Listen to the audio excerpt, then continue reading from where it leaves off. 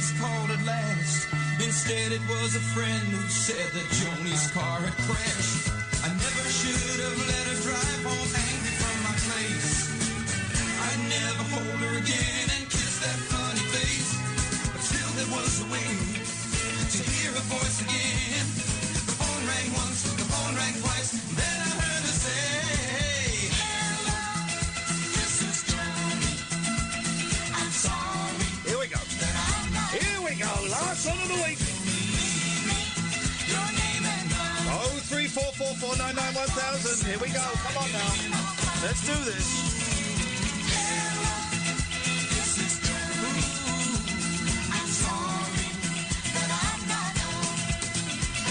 Let's be having you. 0344 499 1000 is the telephone number if you want to give us a call. Thank you, George Galloway. The Late Night Alternative begins, and it begins now. I am Iain Lee. Who the hell are you, lady? Catherine Boyle. Yeah, and we are trying to... Thank you. And we are trying to create a vibe.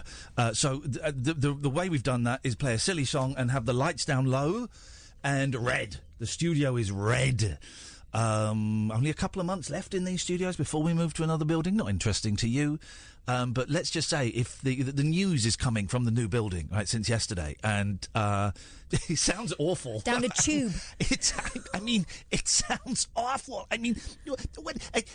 I just don't know what's going on with the news. It sounds absolutely awful. I can do impressions of a lot of people who have possibly, maybe, committed sexual crimes. That's unfortunately that's my repertoire. It's a niche. It's a niche that I don't really want to get involved in. 0344 499 1000 is the telephone number. If you want to give us a call, you're very, very welcome.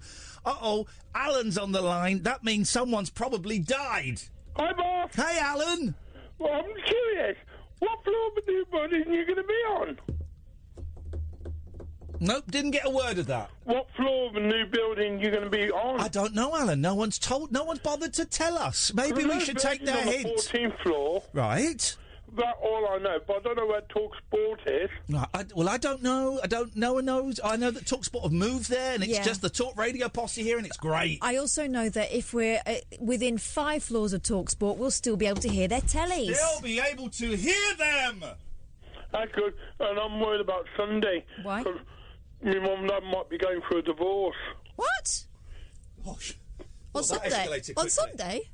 Yeah. Well, trust me, Alan, the courts will be shut on Sunday, so it won't be happening then. What's going on, buddy? Well, what it is, because Villa's playing Burger Fit, and they're on the opposing teams. Okay, I see.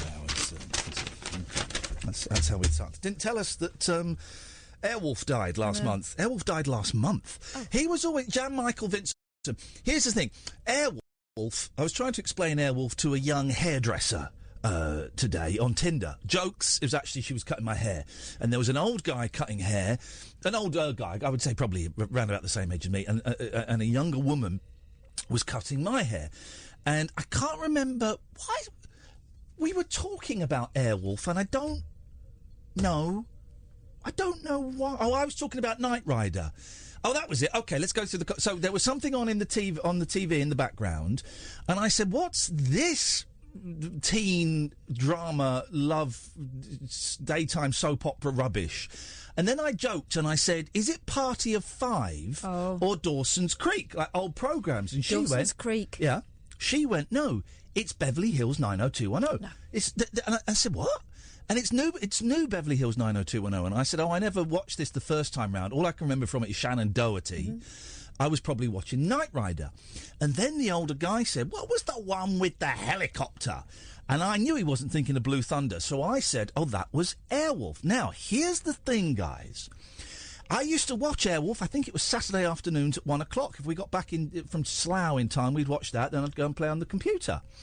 But it was, without a shadow of a doubt, one of the dullest programmes of all time. It was really, really boring. He was always looking for his brother Sinjin, who went missing during the Vietnam War, and he'd stolen a helicopter and hid it in a mountain. It was boring. I always felt sorry for Airhawk, Street Hawk. Airhawk? Airwolf, Street Hawk. Yeah. Because they were both pony compared to Knight Rider. Here's the thing. Street Hawk was actually a brilliant programme. But brilliant. This is what we're going to do tonight. 0344 499 1000, okay? Brilliant shows that are around at the same time as Knight Rider that got overlooked, okay? It's quite a niche phone-in. So we've got Airwolf. Okay, we'll play poker. Airwolf. Street Hawk. Manimal. Oh, I didn't even know that was a thing. Yeah, you could turn into animals. Well, I get it. Oh. Around at the same time. See, I was very young, so this is right on the fringes of my memory. Yeah.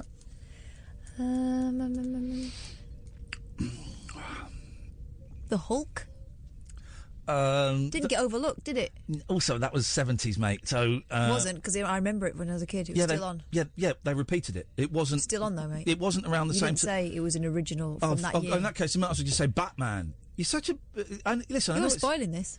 You've only got 1 hour, 50 minutes left of it being your day. Oh, I'll be glad when it's not my day anymore. I'm fed up. Okay. Automan. I used to love Automan. Oh. Have I won? Yes. I mean... yes, I've won. I think Radio lost. I've won. David Hill, Chips does not count.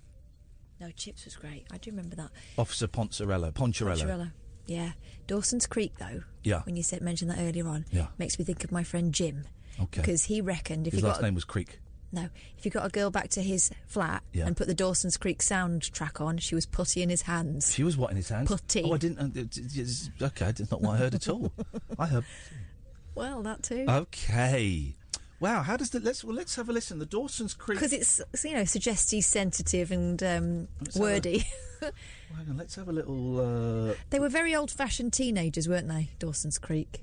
You just think, lighten up, for God's sake. I don't... Go away. You're not paid to advertise here on Talk Radio, home of the hits. Let's have a little listen to the Dawson's Creek theme. Here we go. Oh.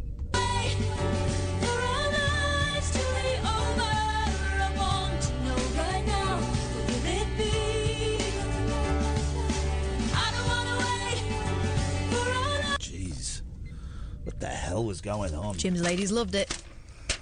Oh, what's going on with Georgina? Come on, why? What the hell is going on? Where is she? What the hell is going on? We'll just wait. We'll wait.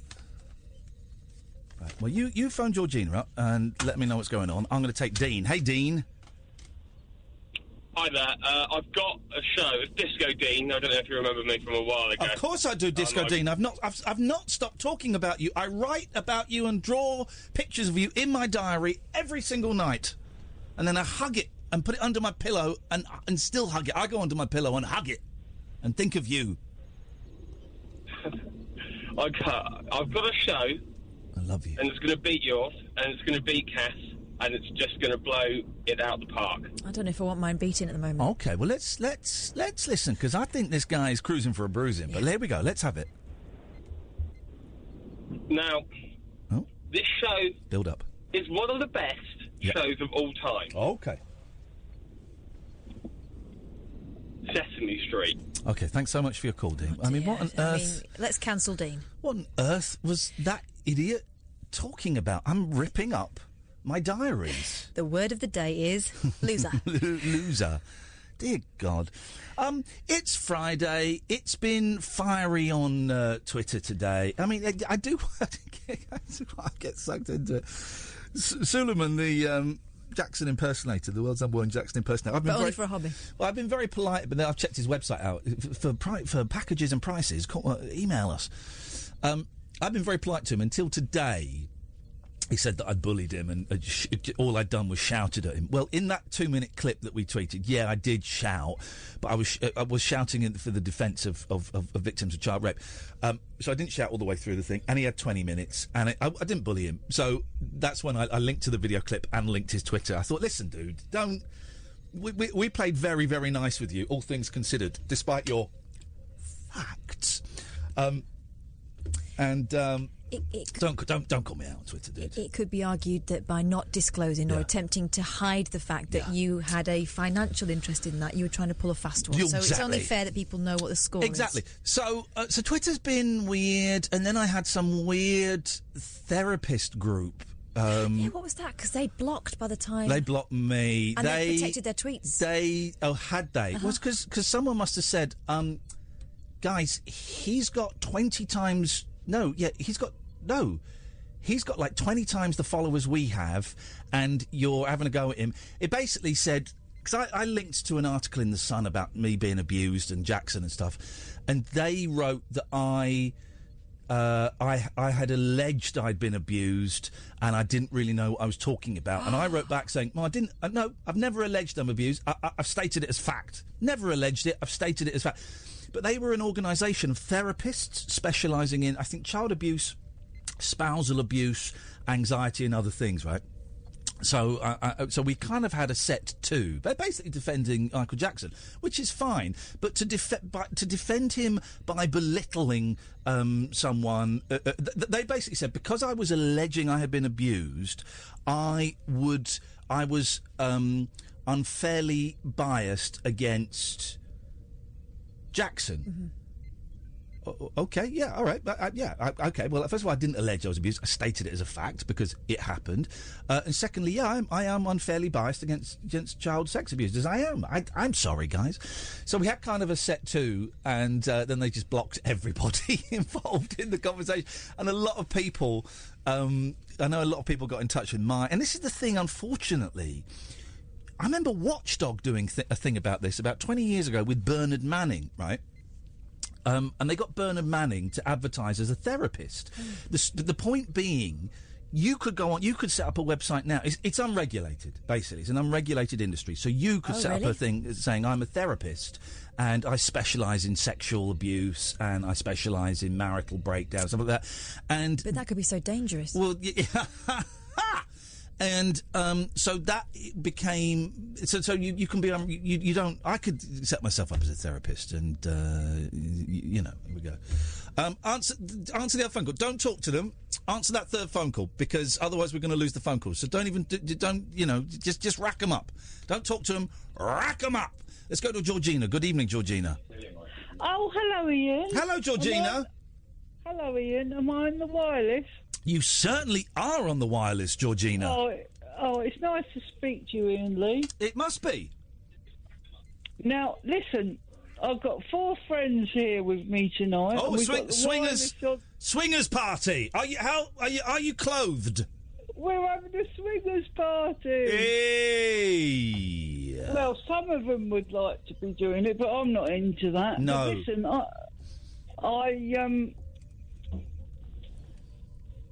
Oh, I can hear the feet. Oh yes, Jesus. I can hear you in the other room. Well, turn the radio. The wireless is on in the other room. Don't worry, you won't be on for much longer. Turn the radio off. Okay, I'm boring. Would you like to say happy birthday on the wireless to my friend Maria? That's here? Okay, 0344 499 1000. Let's try and get some good calls, if you don't mind. This is the Late Night Alternative on Talk Radio. The radio show that knows truth is always stranger than fiction. Week Monday, I get shoes. The Late Night Alternative with Iain Lee. Because they're too real to be part of my imagination. On Talk Radio. Right, here's the thing. Stop phoning up to try and talk to us off air. It's a phone-in show. If you want to talk to us, 0344 499 1000. Trevor says, Iain, why did Steve Allen call you a radio has-been this morning on his show? Because he's a prick. 0344 499 1000 is the telephone number if you want to give us a call. Let's go to Mo. Good evening, Mo. Hello? Hello, Mo. Hey, what's up, Iain? You right? Yeah, what you got? Look, who was the one that said Airwolf was crap? Me. It wasn't crap. Don't you remember when Airwolf went up against HX8? Yeah, I remember that. Yeah, those were at that time the best two helicopters in the world, and they were fighting against each other, and it was one of the best battles ever. Does that get you hot, Mo? Yeah. Was that the episode when Airwolf? Was that the episode when Airwolf was the first ever helicopter to do a loop the loop? Yeah, exactly. He had to do a loop the loop to go behind it, didn't he? Exactly, on TV. It was amazing. Here's the thing, right? I hate to break it. I hate to break it to you, big man. If there had been a battle between Airwolf and Blue Thunder would have blown it out of the sky. Oh, Jesus Christ! What was Blue Thunder? Oh, you don't know! This guy phones up, claiming he knows he's the expert on TV super helicopters. He's never in a Blue Thunder. This is an exciting time for you, Mo. You're a Chopper fan. You're about to get schooled. Blue Thunder, mate. No. Look, I'm trying to reminisce back. I do remember something on Blue Thunder. What was it then? What was it then? It was a crap show. It was a crap show. You can't compare it to Airwolf. It was a better helicopter. No, it wasn't. Why was it a better helicopter? The stats are better. Also, Airwolf was boring, right? So there's the old. No, it wasn't. Shut up. There's shut your face. That guy, Jean-Michel Vincent. He was Jean-Michel Vincent. He's confusing Jean-Michel Jarre and Jan-Michael Vincent. He doesn't even know who he's talking about. You don't even know who you're talking about. Whatever his name was, I read. I know why, because of air harps. Interesting life. It was. Listen to the theme tune. It's even a boring theme tune. Listen. Yeah, wicked. That's what I'm talking about, mate. Can I just point out, this is why we need National Women's Day, International Women's Day. You keep out of this, Boyle. It's just this. You all the time. keep out of this, right? It was a boring show. It was, but every week he was trying to find his brother St. John. Did he find his brother in the end? Kind of. Oh, go on. But so no. Kind of. So no. Ish. He saw. So, did he see a glimpse of his silhouette? He saw shadow. Yeah. He saw shadow. Yeah. What a load of crap. Yeah. All right. Thanks for your call, Mo. Why don't you go and knock one out to a helicopter? Nice one, mate. Stay away from the blades. Terrible programme. And even I remember watching it as a kid, right, and thinking, this is so boring. But there's nothing else on. There's nothing else. This is the best we've got at 1 o'clock on a Saturday afternoon is Airwolf. 0344 499 1000. Good evening, Simon. Good evening. I'd like to put myself in the Airwolf was crap camp, please. Well done. You're on the right side of history. And I can't understand why, for a few years, every time I saw a helicopter in real life, it didn't go. Here's the thing. Ever been in a helicopter? No. Yeah, I have. It's rubbish. It's rubbish. It's boring. It's uncomfortable. It makes you airsick. It's noisy. It's dangerous. It's rubbish. Helicopters are rubbish. but did it go... No, my bum did. It is not a pleasant experience being... And do you know where the helicopter I got? It was to fly from the airport to a hotel resort in Cannes, not in Cannes, in Montreal. Not in Montreal, Monaco. And do you know how much it cost me to hire that helicopter? Nothing. Nothing. I was being paid to go to Monaco for the day. I was being paid to go to Monaco for the day for the launch of a new Street Fighter game. Whoa, yeah! Wow. And you had the audacity to moan about the helicopter. Horrible. Oh, Monaco's horrible. Helicopters are horrible. Catherine's horrible. Simon's horrible. Ian Lee. Hello there. I've got one for the Top Trumps, the old TV show Top Trumps, which I think is rather good. Okay. No one else has understood the concept of this game so far except me. So let's see where this goes. Yeah, I wonder why. Shh. Okay. Chips. No, okay. Thanks for calling. Let's try Graham. Hopefully Graham knows what we're doing here this evening. Good evening, Graham. Evening. Ever been to America? Yeah. Ever had your name written on your cup in Starbucks in America? Not in America. No. Because if you did, you wouldn't get your coffee because you'd be waiting there for ages. You'd hear someone going, Graham, Graham, Graham. And you'd think, well, that's not me, I'm Graham. But that's how they say Graham in America. They'd be calling you Graham. Yeah, that's why I say my name's Dave every time I go in Starbucks. Well done. That's it. Well, I don't do the name thing. When I used to say Dick. I used to say my name's Dick. But now when they say, what's your name? I go, oh, don't bother with that. Because I think that's stupid. I think that's a really dumb corporate move to write your name on it. What's your name? Don't worry about that. I'm the tall latte. That's I'm the drink. I quite like it. Well, you're an idiot then. It's a lousy. Let's get rid of this crap music. It's a lousy, lame thing to do. So no, Starbucks. Excuse me. Stop it. Stop taking our names for your. Here's the thing as well. You give them your name, then they've got your name on a register, and that means they can target you with advertising merchandise anytime they want. What? Yes, Graham. What have you got, Dave? Sorry. Graham. Dave. Hang on a minute. Hang on a minute. Graham. Suleiman, you're a bell. Stop retweeting stuff, right? Slagging me off. Either phone up or jog on. Just constantly retweeting stuff. Iain didn't let his caller talk, as always does when he doesn't agree with them.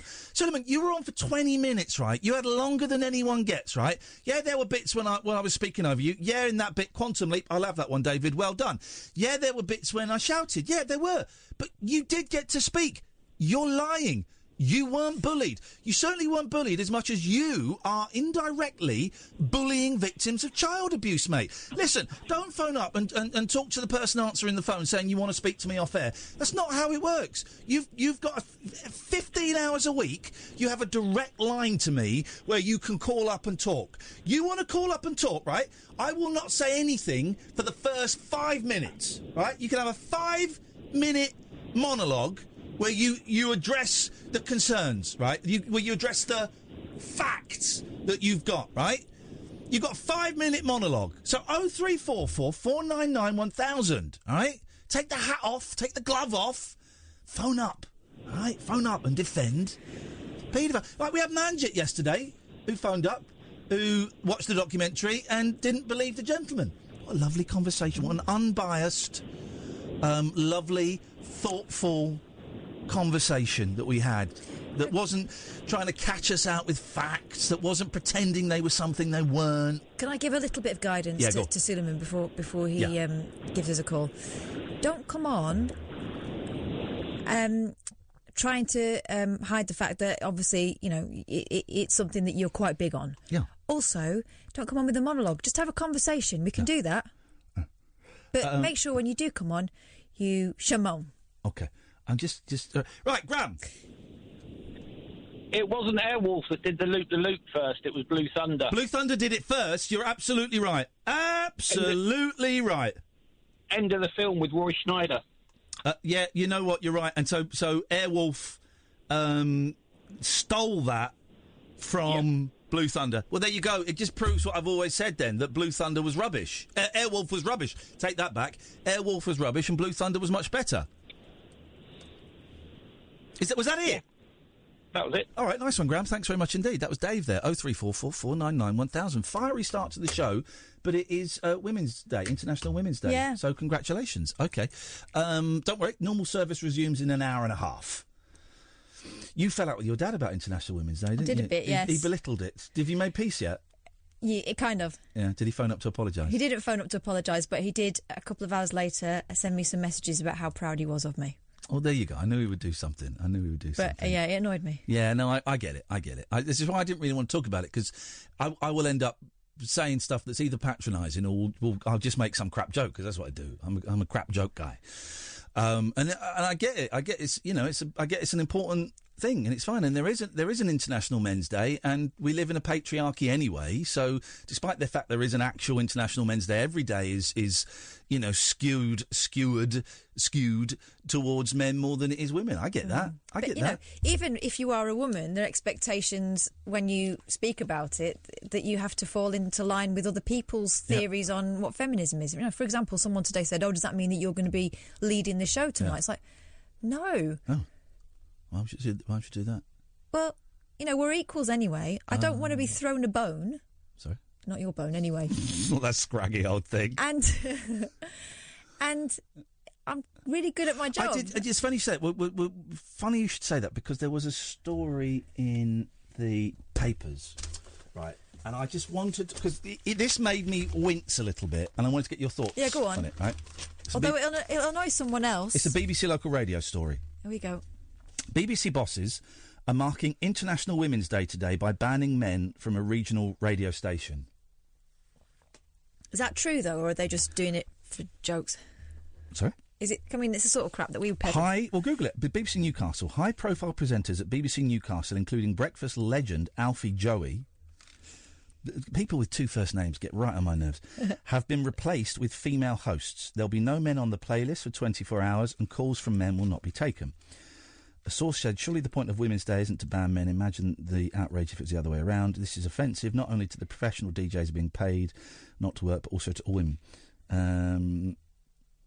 The comedian Chris Ramsey's wife, Rosie Winter, is one host. Chris Ramsey's wife is one of the women they're using. Chris Ramsey's wife. Okay, she hasn't got her own name. She's Rosie Winter. Chris Ramsey's wife, Rosie Winter. Who's Chris Ramsey? Is one host. Rosie Winter's husband. Another is a woman on hospital radio. And again, no name. No. I mean, it's in the Sun, so you're going to get that. But it sounds like, having worked in BBC local radio, it sounds like the sort of thing that someone thought was a good idea. But when I read that, I was thinking, just give more women jobs on radio, on the air. Don't. Just give them more jobs. Don't do it for a day.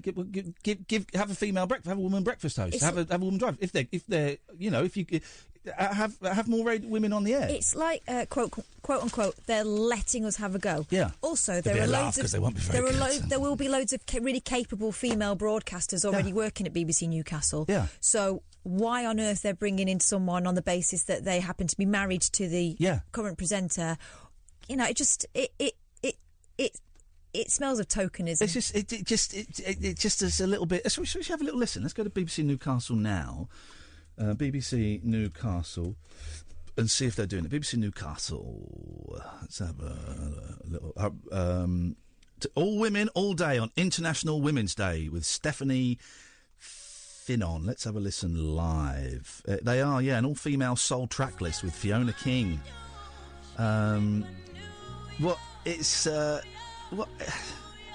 Just give them jobs. And I don't blame the women for going for it. Oh God, no, of course not. Why would you? And I just give them. Just we should have more. How many women presenters have we got on this station? One who hosts her own show. Julia, breakfast show. Okay.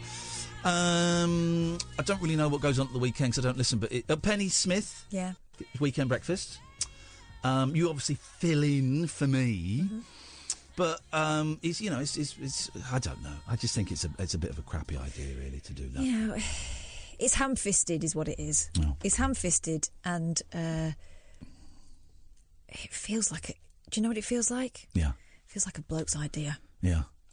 Oh, well, let's let the ladies have a go. Let's let the girls have a go at doing it. By the way, everyone who's letting me know that Steve Allen slagged me off this morning is a bellend. Honestly, I couldn't care less. Couldn't care less. He's a nasty piece of work. He's a bully. I know people who've worked with him. I know what he gets up to. And one day I'll tell you, he's a thoroughly unpleasant gentleman. And I wish him nothing but. Have you come across his radar this morning? Because he reads the newspapers. That's his act. Because of the abuse story. Oh, that must be it. That's particularly nice. That must be it. Taking someone apart because of that. That must be it. Because I was on some of the news websites because I was talking about sexual abuse and my sexual abuse. Oh, right. That's what Steve does. Hey, well, look at that fat cow. I guess, listen, size is irrelevant, but you're a big fat man, right? How dare you have a go? Anyway, let's not give him publicity. He's a bellend. He's old. He's ill. You know, another 6 months, I reckon. 0344. It's not a threat. It's a wish. 0344 499 1000 is the telephone number if you want to give us a call. Let's go to Big Roger. Good evening, Roger. Good evening, Ian. Good evening, Catherine. Hiya, Roger. I've got one for you. Yeah, go on. It's a very obscure show. I don't think many people would have heard of it. Yeah, it was called The Highwayman. Tell me more. It was like a post-apocalyptic sort of America. Yeah, sort of, yes. And it were these, like, law enforcers going around in massive trucks, solving crimes and mysteries and stuff. Right. Here's the thing. You don't need to put the phrase solving crimes because they're always solving crimes. Everybody in those American shows in the 80s was solving crimes. That's true. Well, I don't know when we got it over here because I can remember, it were when telly were more regional and you get different. I've just remembered one. I don't remember The Highwayman, right? But do you remember The Master? That doesn't ring a bell. No. That was on Regions, and you had to tape it on TVS, right? It was The Master. It was like a karate show starring Lee Van Cleef as the master. Hang on, this is ringing bells. And he taught like a young lad karate, and this young lad would go around doing karate and solving crimes. So it was a karate man, and a karate master. Yeah, exactly. Oh, and it was like, Lee Van Cleef was like supposed to be like an old Chinese man. It's basically kung fu, but set in the 80s, the 1980s. Wow. Master. I actually had a Street Hawk tracksuit as a kid. As well. Not quite sure how to take that. Part of me is thinking, man, I'm so jealous.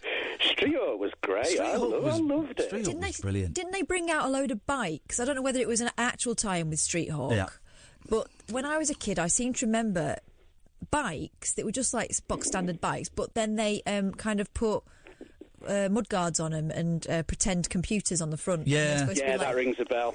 Yeah. Now we don't often do kids' toys, but there were two kids' motorbike toys. One was the Evel Knievel stunt thing, where you put him in a thing and you turn the handles and then he went off, right? Yeah. I didn't have that. I had the cheap version, right? And what the cheap version was, it was magic, and this could solve the forthcoming energy crisis, right? So you had a little motorbike figure, and you had a metal glove, right? And you put the metal glove on. It's made of like chainmail, right? And you got your thumb and your pointy finger, and you gripped the rear of the motorbike, and your hand and the glove charged it up. What? And I'm saying it, and I'm thinking, what science? What science? It was using energy from my body to power a motorbike? And while you were playing with that, again, a reason why we need International Women's Day, I had something called Randy Rider. Oh, my God. Which was... That was Roger's nickname at school. Which was a battery-operated, like, bicycle with a sort of Barbie-type doll on it, but I'm saying type because it was a lot cheaper, with hinged knees and a tracksuit, and she would, quote-unquote, ride the bike, Randy Rider. Oh, no wonder us 80s kids are messed up.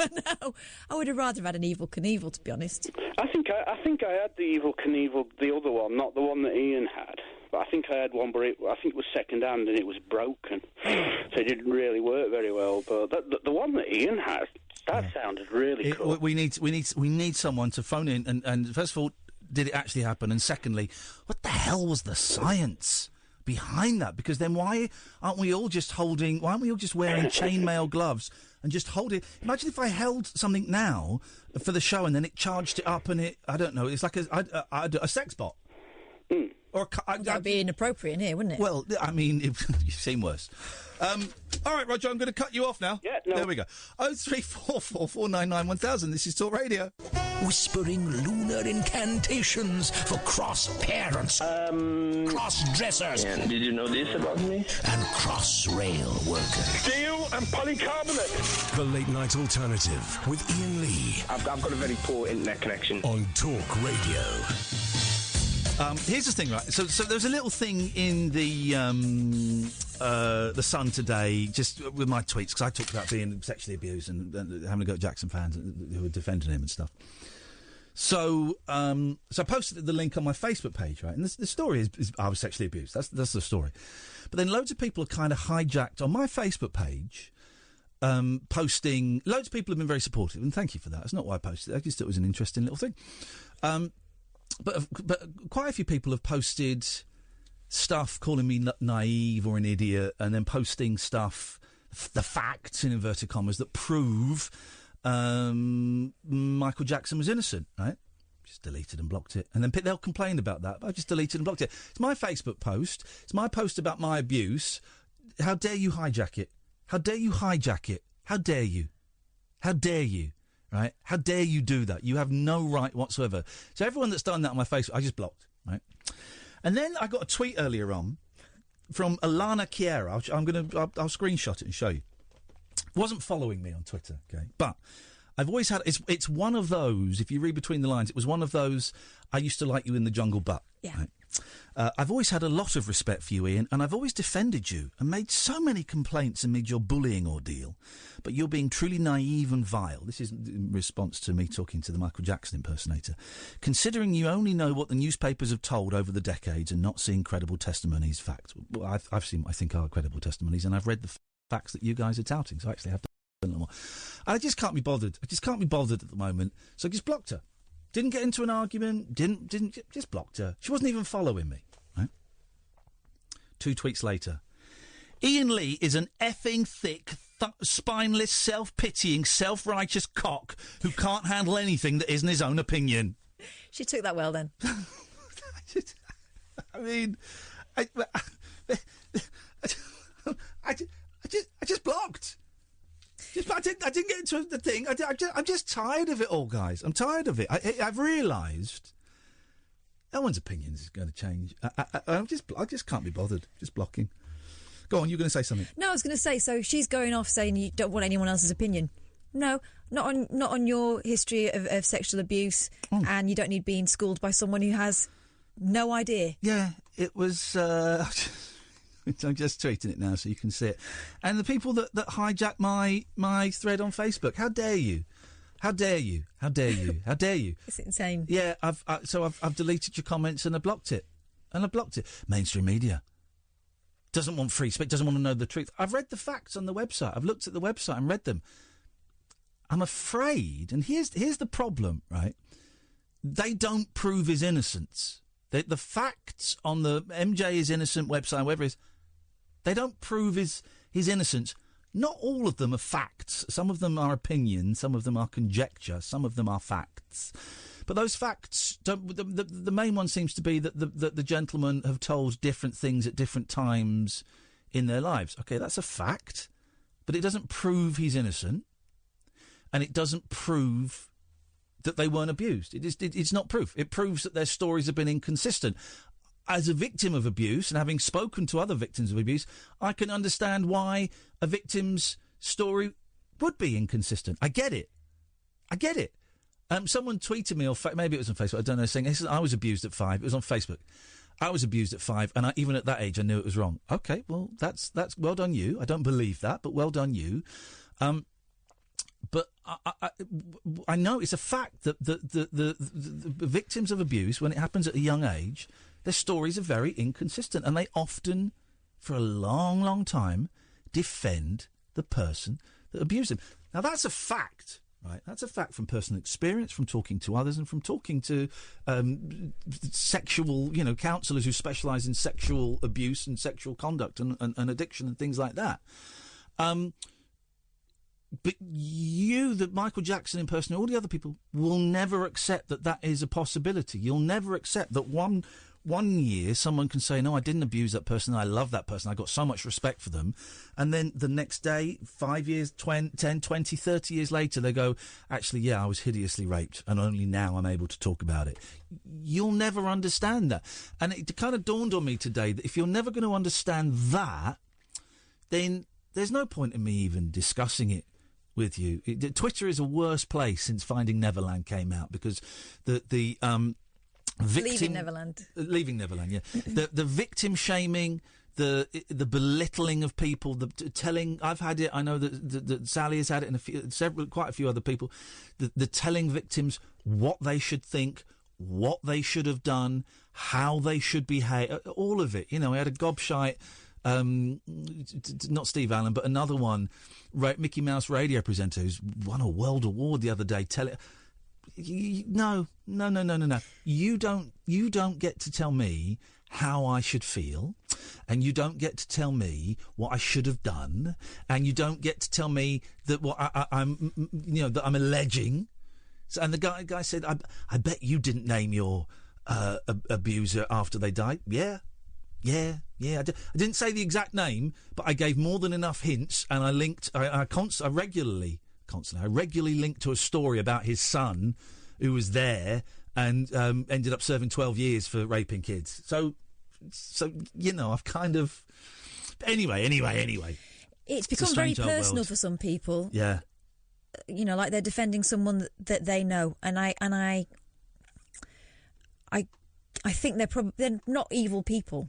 Yeah. But it's just a very misguided way of doing it. Yeah. And potentially quite dangerous. Yeah. What's this? You blocked her, but then you went to look, says Radio Watcher. Yeah? Cool. Doesn't everyone do that? When you block someone, you then go back to look to see how they've reacted. Yeah. That's a common thing, isn't it? I would have thought. You block them, and then you go and have a little look 10, 20 minutes later. Have they kicked off? Of course. Yes, Radio Watcher. Watch this. Oh, I'm so glad I got the boys this weekend, because I'm staying off Twitter. I'm off Twitter. It's been very, very snarky today. It's been snarky this week, and it's just sad. It's just sad, and I'm all right. I've been all right with it, because I'm in a position around that stuff that happened to me where actually I'm all right about it. You can say what you want, because I know my truth. I've done enough work on that to know my truth, and I know what it is, and I know where it sits with me today, and I'm fine. But there are a lot of poor souls out there who may have even been thinking this week, well, maybe I'm going to tell my mum. Maybe I'm going to tell my husband for the first time. Maybe I'm going to go and tell the police for the first time. And then all of this stuff comes out, and they go, stuff that. I ain't telling nobody. If that's the reaction, we need video evidence. We need a signed chit from our abuser signing off what they did. It's dark days, guys. It's very, very dark days, and it started with politics, and now it's spreading to all different kinds of things. Anyway. Last show of the week, 0344 499 1000 is the telephone number if you want to give us a call. You know the score. You can give us a call about absolutely anything you want, OK? Well, it doesn't have to be about the Jackson stuff. I did say tonight we'd try and have a bit of a laugh, but, we end up talking about that because I guess it is the biggest story of the week. If you do want to phone in about that, if you want to phone in with your thoughts on the Leaving Neverland, is that what it's called? Mm-hmm. Leaving Neverland. If you want to share your story, if you want to phone up and say you think the people are innocent in a calm, respectful manner, like Manjit did yesterday. I had a great call with Manjit. She tweeted me, I think, today saying thanks for that. I really enjoyed it. Call in again anytime you want, Manjit. We this is the thing, we can disagree on stuff. But anyway, I don't know. 0344 499 1000. Have to say, Manchester is now sold out. And I've had 3 people going, oh no, I was going to buy tickets. It's been on sale for ages. I'm sorry. It's 60. I told you it was a 70-seater. We've given away 8 comps to our friends, and 62 tickets, and it's sold out. As I've been saying all week, it was close to. But that's the Saturday night in May. So I'm going to see if we can find somewhere we can do a little something on a Sunday afternoon, like a little ticketed event. We could go and play tag somewhere, but... I don't like running. OK, well, that makes me more determined to play tag. Or maybe we do a laser quest or an event escape room, or... I don't know. Maybe we do something. I'll have a little look. And we'll see if we can do something. But there are 14 tickets left for Glasgow. And again, if that sells out next week, that's on the Saturday. We'll see if we can book something for the Sunday in Glasgow as well. Maybe we'll do something up there and we'll stay up there for 2 nights. I don't know. But if you want tickets for the shows, the next one is Luton, but that's sold out, I think. Then the one after that is in April is Brighton. About 10 tickets left for that. If you want tickets for any of the shows that we are doing, they are all gathered in one place. If you go to iainlee.com/event, iainlee.com/event, all of the dates are there and all of the links for the tickets, and they sell out. You know, we only play. You know, we're not big draw. The crowds we get are great and full of lovely people, and they're the best crowds. You guys are the best crowds to stand in front and make knob gags in front of. But, you know, we're not a big draw, me and Kath. We play venues of sort of between 60 and 90 generally, and you know, when they go, they go. So get on there and get those tickets quick, guys, and otherwise you're going to miss out. Another 2 hours of this. The switchboard is empty, so now would be a great time to give us a call. 0344 499 1000. 0344 499 1000. The late night alternative, weeknights from 10 with Iain Lee and Catherine Boyle, only on Talk Radio. The late night alternative with Iain Lee on Talk Radio. We have ways of making you talk.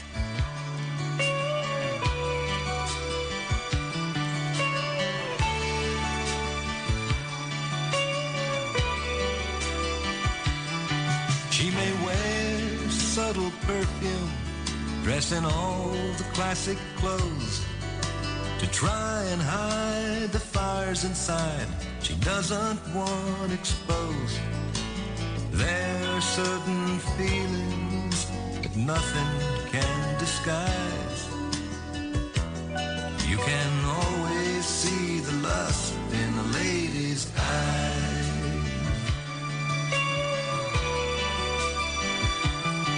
You can always tell the difference in the way a woman speaks. Ladies choose words carefully, the others just talk cheap. And when the bedroom lights go off and words all turn to sighs, you can always see the lust in the lady's eyes. She may think she's fooling everyone, but who's got time to care? All that counts is what she feels when her heart's stripped bare. And she plays it her own life, the way an actress plays a part. But underneath there's music, 'cause she's a dancer at heart. She may give the slight impression that she'll never give too much, when in truth the deepest part of her is aching to be touched. And the look on her face betrays the veil of lies. For you can always see the lust in the lady's eyes.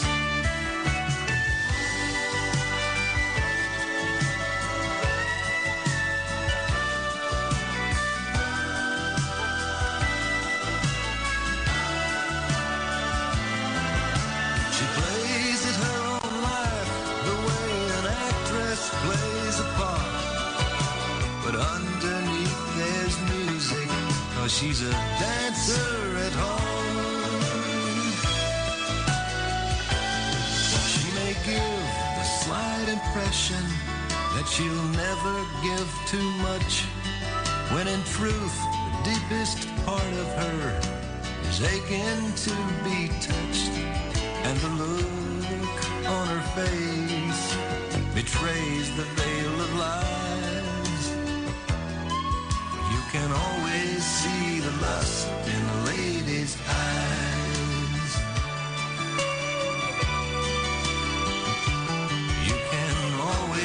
actual B-side to the Fall Guy theme. The actual B-side. Wowzers.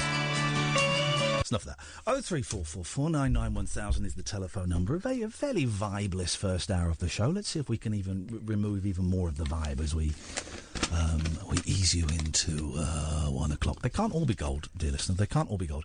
Good evening, Nelly. Good evening, Iain Lee. Good evening, Catherine Boyle. Well done, well done. He's done the names. You have us at a disadvantage, sir. But continuez-vous, s'il vous plaît. So you'd be happy to know that I am not interested in talking about Michael Jackson. What the heck? You just don't know, do you? I don't like his music. No. I've luckily never been abused as a child, so We don't have to talk. We don't have to talk about it. You don't have to give us the reasons why you don't want to talk about it. We just don't talk about it. Yeah. Done. So I've got two things. Go on then. I've got a little quiz if you want to do that. Yes, I do. I also have another television program that came on the same year as Airwolf ended. Okay. Which was, I believe, a natural sort of successor to Airwolf, and was on air for 20 years, and is one of the most underrated programs, I think, in television history. Is it Howard's Way? Howard's Way wasn't on for 20 years. It felt like each episode felt like it. It did, didn't it? Jan Harvey's sideburns, but yes. I remember Howard's Way being on a Sunday night, just as I was going in the bath. Always there, my love is always That and Flipping Highway. My grandma's. I used to practice my kung fu in front of Howard's Way. Did you? Yeah, I did actually. Anyway, go on. I did. Why do you make you feel fighting? Because I do kung fu Sunday morning, and then Sunday evening I'd practice it. Not my nunchucks. But the nunchucks were private. They were for the bedroom only. Please continue, Nelly.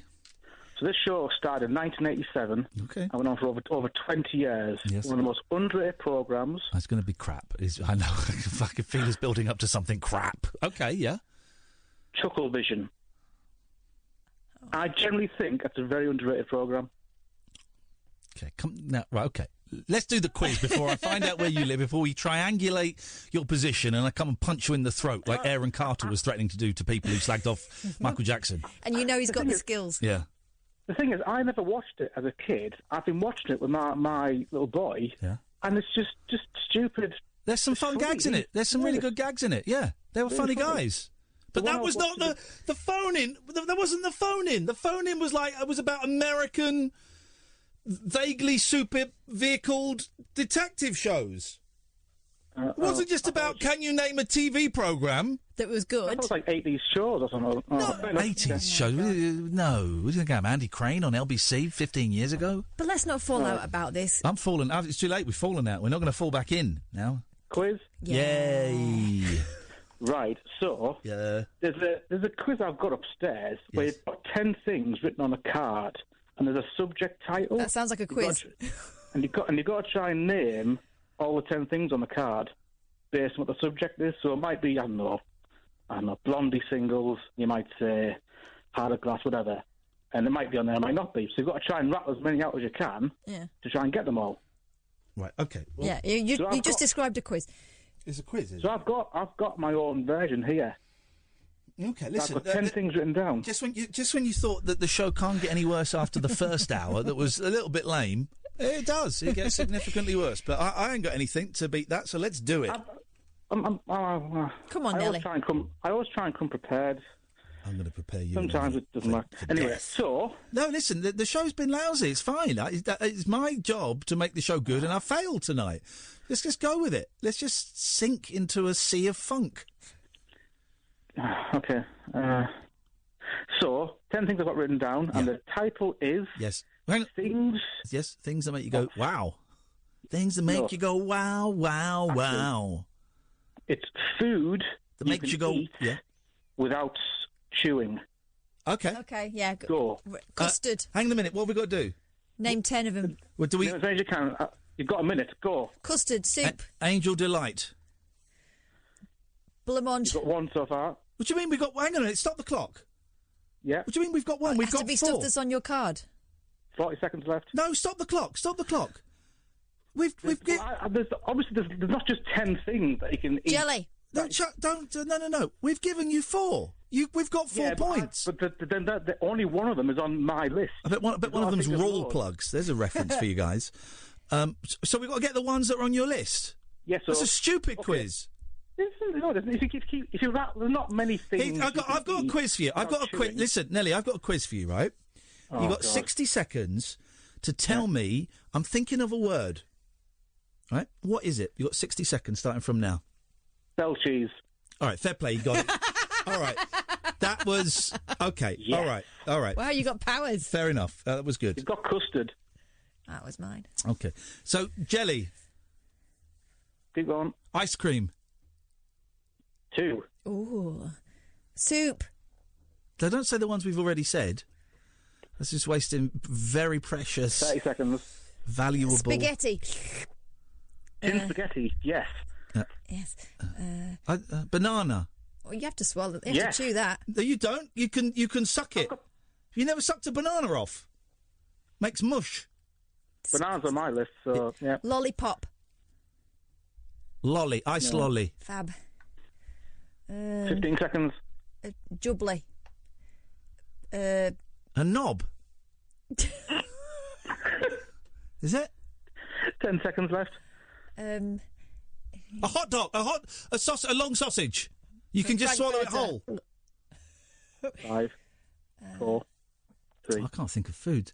Well, any food. You can just suck any food, and it will disintegrate. I could suck chocolate, You bread. can't do that with time's up, but you can't do that with like bran flakes or porridge. Yes, or maybe idiot. Porridge you could, yeah, because it's like liquid. It's like mouldy liquid. Bran flakes you could because they would. You just suck them, and they would disintegrate. Crackers. I think we will. That's very rude of you to say so. So I could suck any food and finish it off. Anything? Yeah, I could suck any food. Lamb would melt in your... Everything melts in your mouth eventually. It might take a little while. I could suck a lamb off. Here's what we need to do. This is what we need to do, right, Nelly? We'll get your list in a second, right? I know how we can convert the Michael Jackson defenders. They say there's no evidence, right? We get them evidence. How do we get the evidence? Let me tell you. We get a trained adult psychic to pretend to be a 12-year-old psychic. We get him to pretend to be a 12-year-old playing with the Ouija board. Michael Jackson's like, 12-year-old boy contacting me from the dead. So Michael Jackson communicates with him. You entrap him. It's like the paedophile hunters that meet nonces in parks because they pretend to be 13-year-old girls.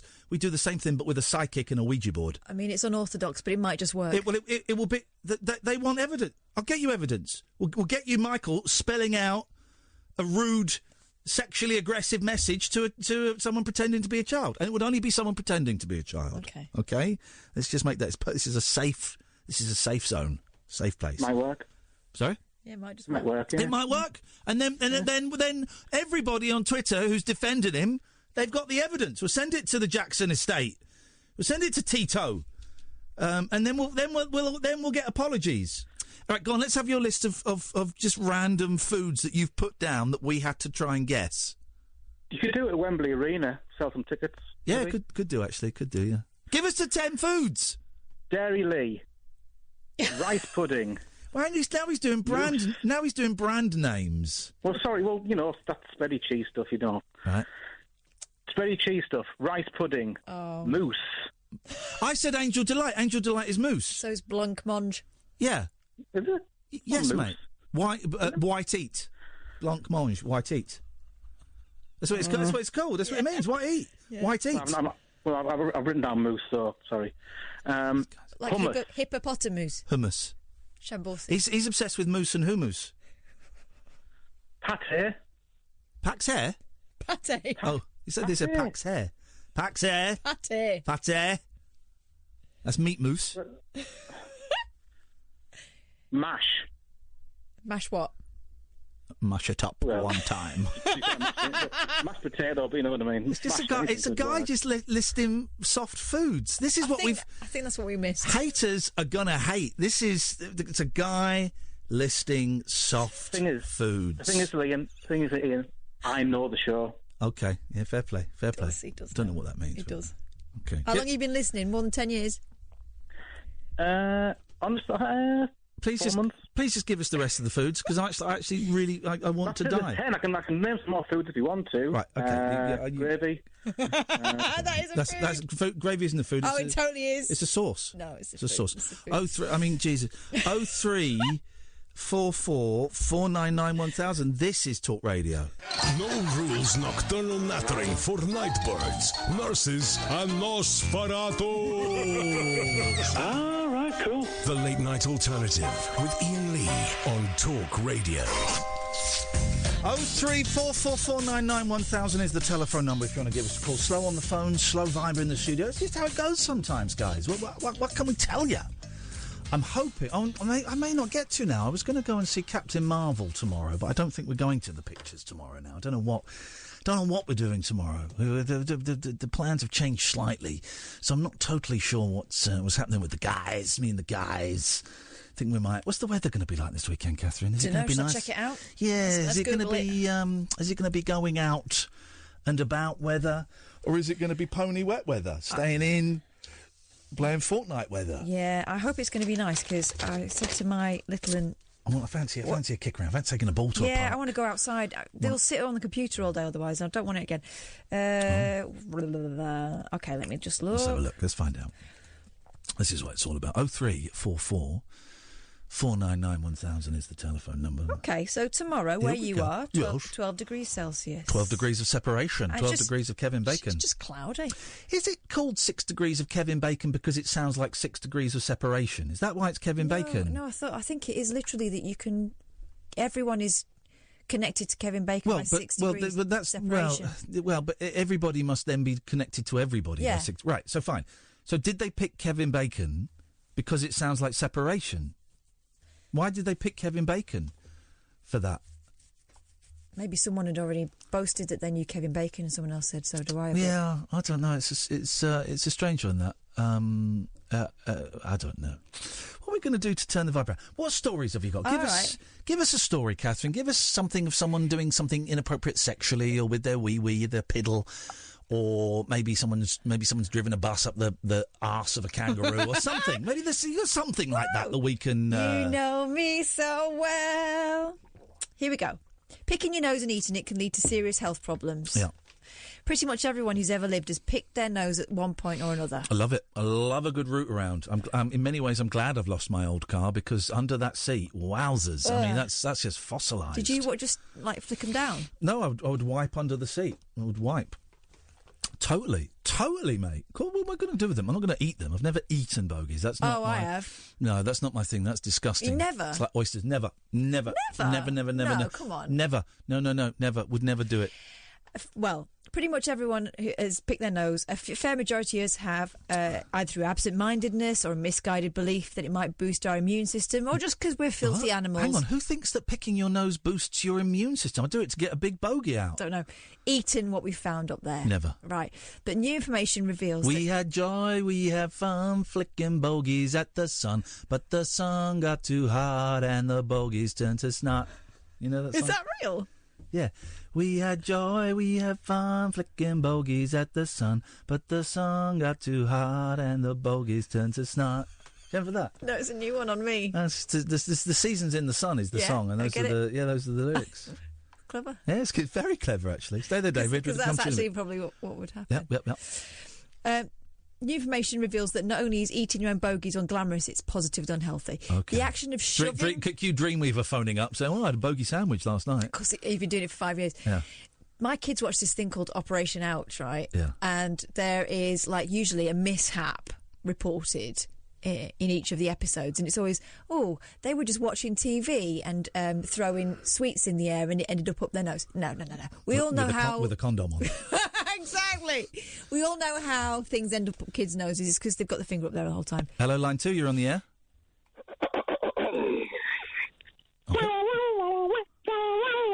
Okay, thank you. So, as a result, right, Shoving your finger up your nose can cause cuts and abrasions that can be used as entry points into the bloodstream by various unpleasant microorganisms. Jeez, here we go.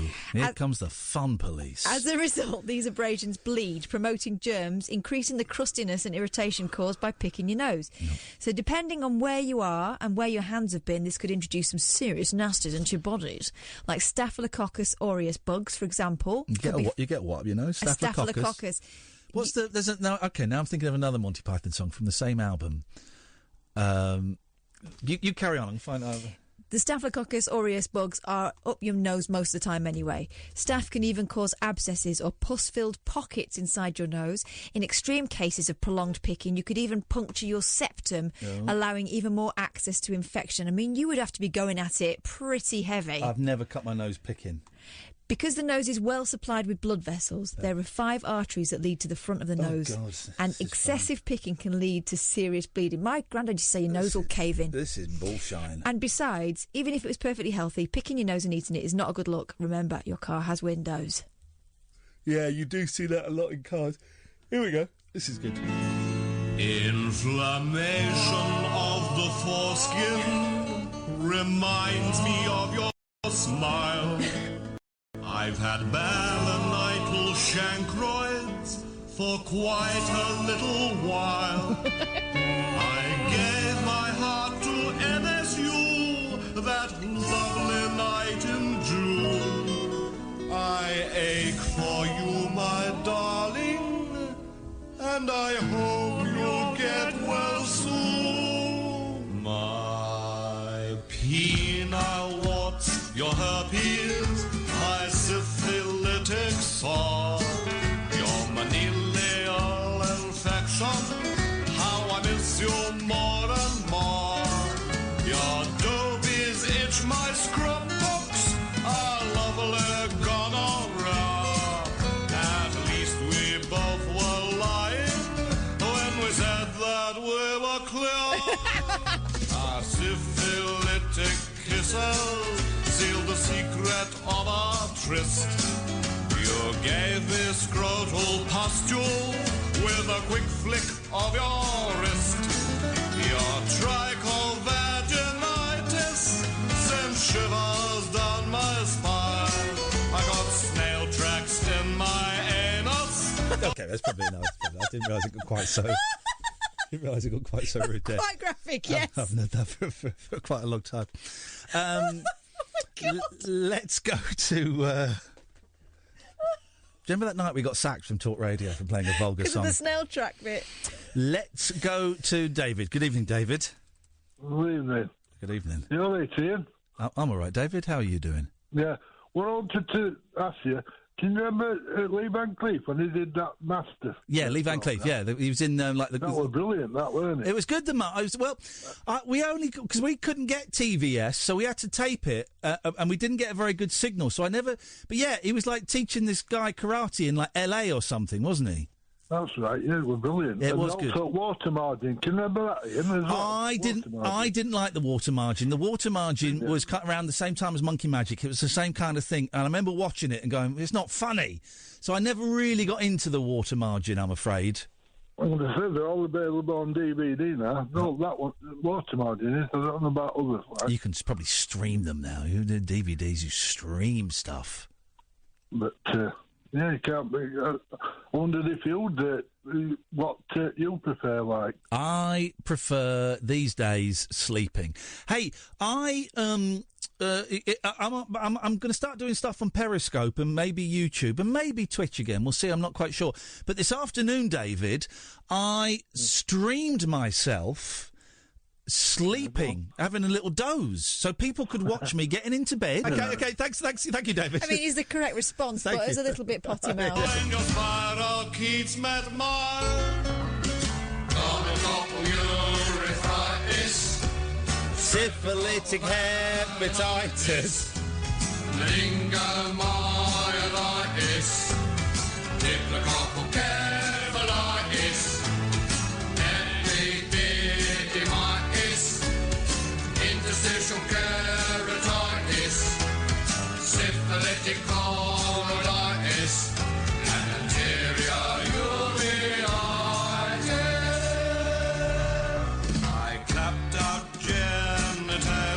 goes on and on. We get the idea. I do like Monty Python. Let's play a trailer. After hours amusement for anarchists, air hostesses, and jet-lagged Antipodeans. Can I, Cobras? Can I crash on your floor? The Late Night Alternative with Iain Lee on Talk Radio. 03444991000 is the phone number if you want to give us a call. You can do. Let's go to Nigel. Good evening, Nigel.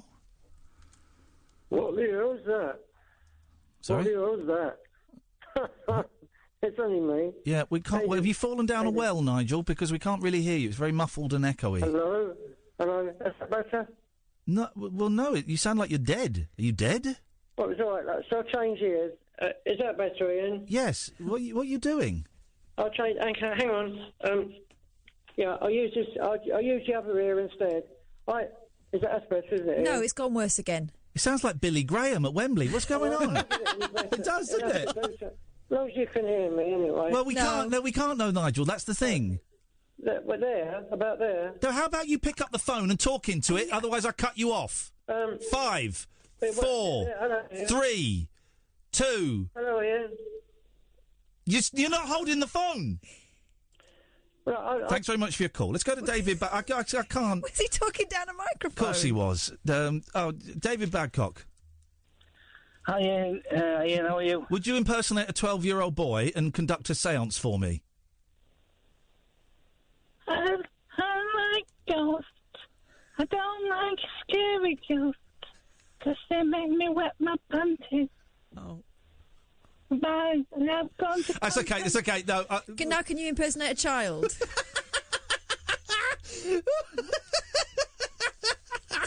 I thought that was quite accurate. Well, 12-year-old boys don't wear panties. Anyway, let's not. let's not. Again, but anyway, let's not go there. David Babcock, ghost hunter extraordinaire, man of the world, world traveller. Experienced many things, but of course he's most famous for. I'm David Babcock, and I got my willy stuck in the Hoover. Good evening, David. What can we do for you? I'm moving on from that whole sorry episode. That's okay. Are you still married to the Hoover? I'm being very active in the paranormal circles and have organised a committee of North Yorkshire ghost hunters. Are you drunk?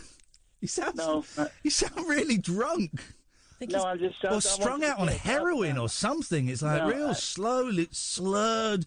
I'm very big in the ring of ghost hunters. I've organised a meeting of them. What do you want? I want to be taken seriously, not be splattered with accusations of using a Hoover as a sex aid. When you've come to the right place. Well, you weren't using it as a sex aid. You were using it as a sexual partner. But I tripped and fell into it, and the with a condom on. Anyway. Right. Can I go? I've promised my club that I would ring up and give them national coverage of their activities. So all right, then let's do it. Let's do it. Here we go. Fantastic.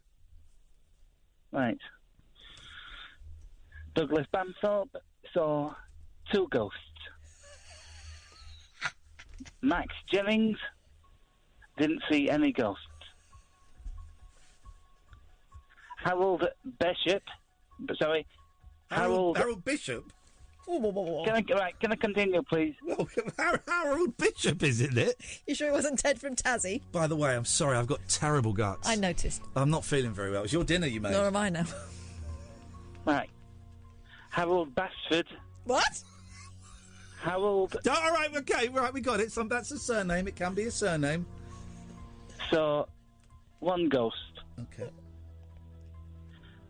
Toby... How many people are in this? I mean, you're just going to list men's names and followed by a number? I think you've got it, yeah. That's exactly what's going to happen. How many people are in this club? Well, I've only got... Hang on. How many have I done so far? About 5? Right, there's 3 more. Okay. And do we get to hear anything more about the ghosts, or we just know the number? And the guy that didn't see a ghost, what? He must be gutted. Well, no, but he's still part of the committee, so I need to mention him, don't I? Well, OK, but he must be disappointed that he didn't see any ghosts. How do you deal with that disappointment amongst the group? I say, don't you worry about it. It's your dinner. The dinner you cooked has ruined my insides. Ruining my nostrils. Good. Right. Not very well. Sorry, David. Right. I say, don't worry about it. It didn't happen this time. Might happen next time. Okay. So, yeah. Okay. I've said that a few times in my life, but go on. No, right. It's always sex for you, isn't it? Sorry? It's always sex with you, isn't it? Well, quite often it is. I'm David Babcock, and I got my willy stuck in the Hoover. Doorbells. Timothy Sherlock saw 3 ghosts. Wow. A threesome. Right. Barry Jennings saw no ghosts. Okay, unlucky Barry. Haven't you got any women in your club? No, of course you haven't. Carry on. You spoke too soon. Oh. Hattie Jacobs. And here's the thing, all of those gentlemen have never seen a vagina. Would you look at Timothy Sherlock in the face and say that? Yes, I would. Of course I would. No, you wouldn't. He's an ex-Marine. He'd have your face off. Hattie Jacobs. Right. Hattie Jacobs. Saw 2 ghosts. Okay. That concludes the North Yorkshire Ghost Hunting Committee report by me, David Earl Babcock. Babcock. Ah, dear. Okay. Well, thank you so much. I mean, let's try Richard. Good evening, Richard. Evening, you right? Yep. Cool. You've heard of my tune by a Fishbone called Ugly? Say that again, but whatever it is you've got in your mouth, could you take it out and put it on the table beside you? Fishbone. Fishbone. Ugly. You've heard of them? Fishbone. Fishbone. Are yeah. they I've heard of Jellyfish. No, Fishbone is the band. Or am I thinking? I'm talking of Jellyfish, the band, or is it Jellybean? No, Fishbone. But I'm thinking of, is there a band called Jellyfish? They're like a sort of American, like 90s funk. You're not thinking of Jellybean? No. Well, I said Jellybean as well. Yeah. You didn't help me out with either one of those. Jellybean was mates with Madonna back in the day. Maybe it's Jellybean I'm Well, thinking it was. of. Jellybean looks a bit like Terence Trent D'Arby, am I correct? No. Okay, I think he does. So, what are you talking about? Sorry, fish heads? Fishbone.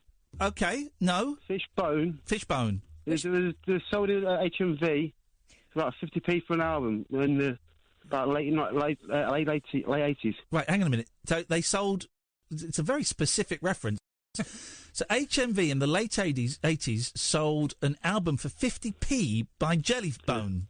No, by Fishbone. Fishbone, sorry. Okay, no. It's all right. That's okay. Tickled him. Here we go. No, I don't remember that. Well, it's wicked. You chillin', why you got alibi, you're just ugly. Give us a bit more, Rich.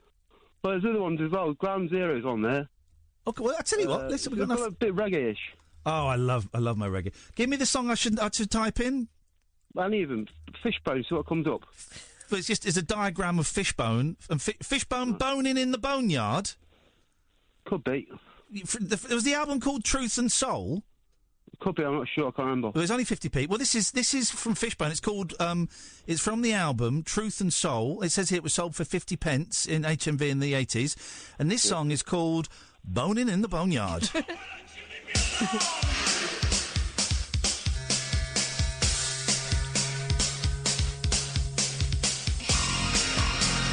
Boning in the boneyard. I'm boning in the boneyard. Boning in the boneyard. Boning in the boneyard. Just jump. That is awful. That is like an awful... Ugly's a better tune, though. Ugly's funny. What's good? Ugly. Lovely? Ugly. Ugly. Ugly. All right, here we go. Ugly. Here we go. I mean, I'm going to be honest, they sound like an awful band so far. Here we go. Funny, though. Here we go. Oh, jeez. Is this it? I think so, yeah. I can see why this was only 50 pence. He's mad.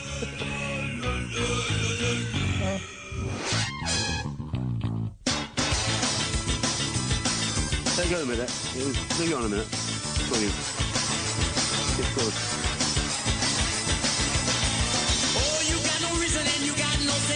That is awful, Richard. That is terrible, lazy, lame, thin, dull sound, man. What are you thinking?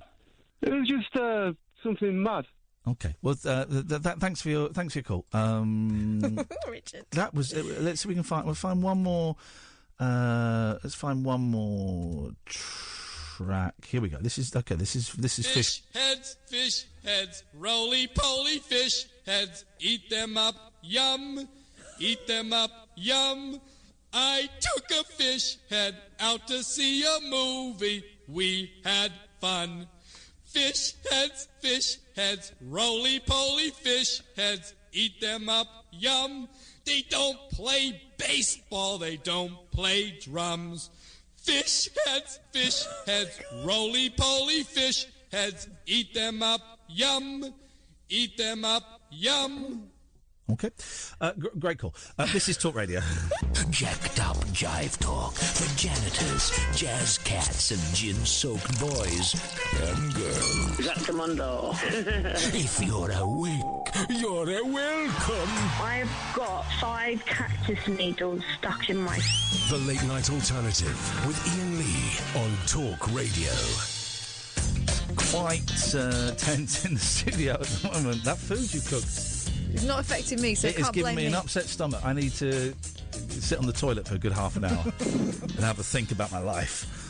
Good evening, Dave. Hello. Hello, Dave. What can we do for you? Hi, Ian. Seen the past 2 nights that Michael Jackson thing that's been on. Yes. And I can't help but say, why are we talking about it now when the man's been dead for 10 years? Okay, fair play. Let's stop talking about it, Dave. Thanks very much. Let's go to Nigel. Good evening, Nigel. Hello? Hello, Ian. I'm back. Yeah, we still can't hear you very well, Nigel. Why don't you pick up the phone? It should be all right. Yeah, well, trust me, it's not. Why don't you hold the phone in your hand? Well, it's up to me ear, the phone. Then what's the echo, then? Oh, it must be the microphone. Is the microphone up to your mouth? No, is that better now? Turn the mic off. Yes, that's better. Thank you. Jesus. Oh, I had it on because I was ready to do a song. How are you? You're not well, you say? I'm fine, mate. What have you got for us? I've got some good news. I've got a gig next week in a Chinese restaurant. That's something, isn't it? It is something, and here's the thing. Once they've heard one song, they're going to be demanding more. Too. Free meal? A free meal. Pork balls? I don't know yet what it's going to be, but I'll have a burger in a Chinese restaurant. No. Don't think you will, mate. Well, No, that would be nice. anyway, Well, okay. Did you have to audition for them? How did you get the gig? Well, no. I've been to talk to a person several times now. He's given in to me. He says you can come and do something. It's his lunchtime gig, actually. Oh, very, very popular so time for it'd be Chinese nice food. And interesting. And there'll be people eating, but I'm only going to sing the Barry Manilow number, so it'll be nice and quiet. Okay. Well, there you go. That's not going to be in any way weird or uncomfortable for them at all, is it?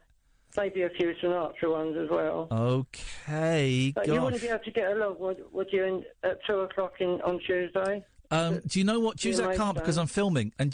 But if I weren't, I would probably actually genuinely come along because this is going to be... But what's the name of the restaurant? Because here's the thing, maybe one of our listeners could go along and could make... Please be quiet! Sorry. Please, man! Shut up!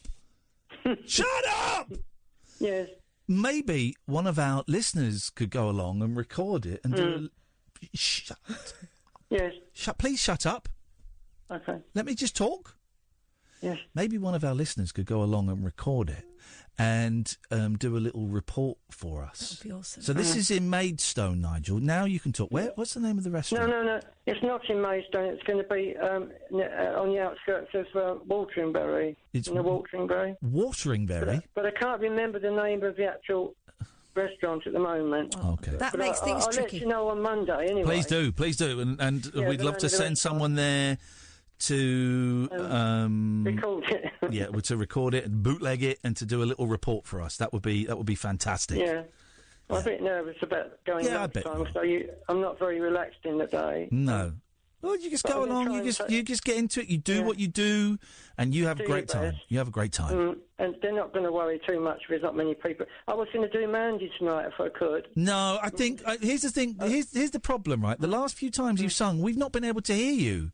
This might be better this time. It might be, but I don't really want to take the risk. Well, last night you said it was okay. No, we couldn't hear you, and we cut you off early. But the producer said it. Most of it you heard. Catherine, did you? No. She didn't. Oh, can we try this one then? See if it's any better? No, not tonight. Okay, on Monday then. Well, I'm do you know? Here's where I'm at. Right, I'm just a bit bored with the singing, and maybe we could leave the singing for a little bit. Maybe do some comedy, or we could just chat.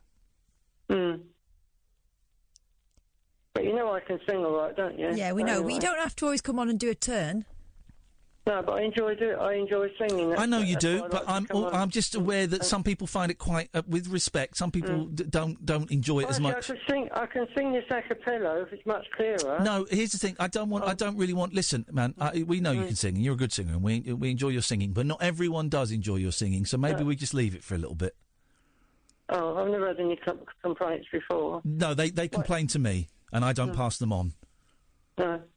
But I've had, when I used to sing at Butlins and those the Butlins holiday camp. Yeah. I won first prize. You're a good singer, but it just sounds. It doesn't sound great over the phone. No, it comes over well on the stage with a proper backing tape.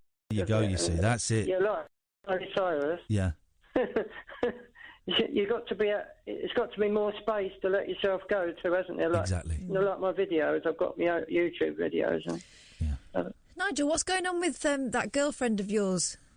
I still see her now and again in the week. The massage one? Yes, I saw her in the week, during the week, yeah. All right. But I'm not going with her now. I've got a lady of 70, which I told you, didn't I, before? No, I don't think so.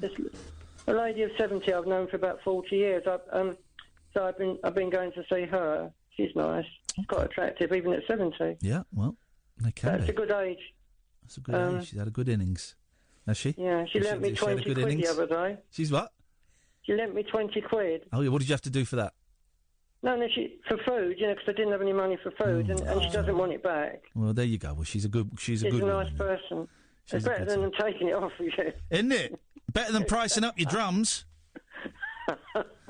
Isn't it? Anyway, I must go now. All right, Nigel. Stuff away. Take care. Well, maybe I'll do a song later next week then, when it's clearer. Maybe next week, or maybe the week, maybe next month. Yeah. That's my birthday next month, on the 25th of March.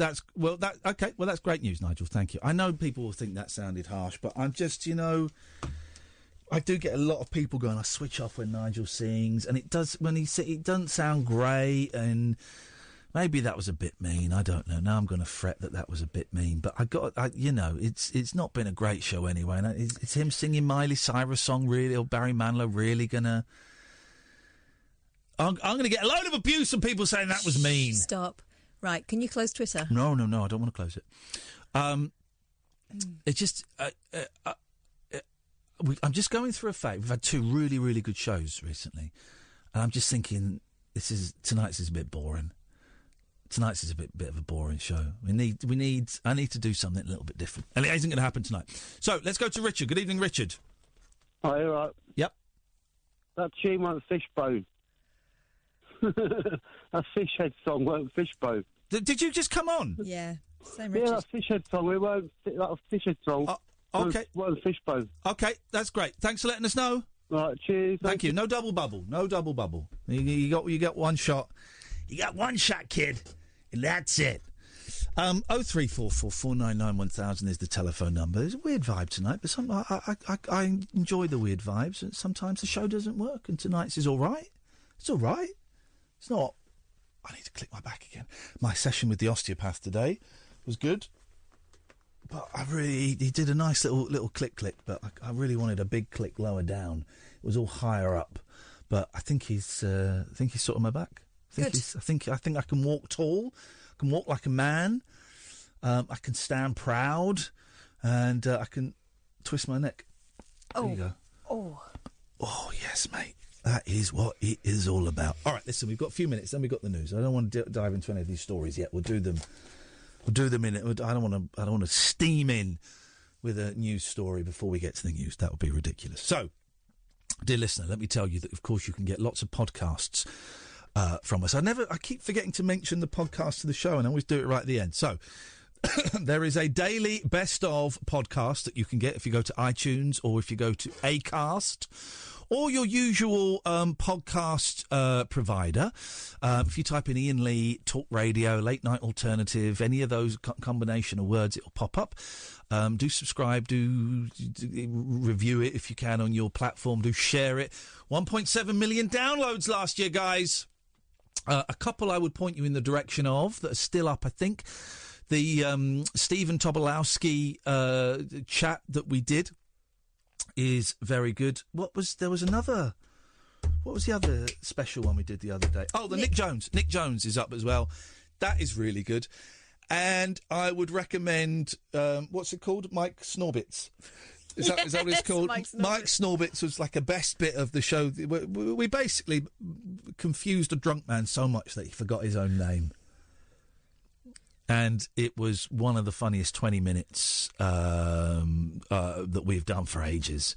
So I would thoroughly recommend, if you want a guest, Nick Jones, Stephen Tobolowsky. If you want, I was going to say a laugh, but the Tobolowsky is quite funny as well.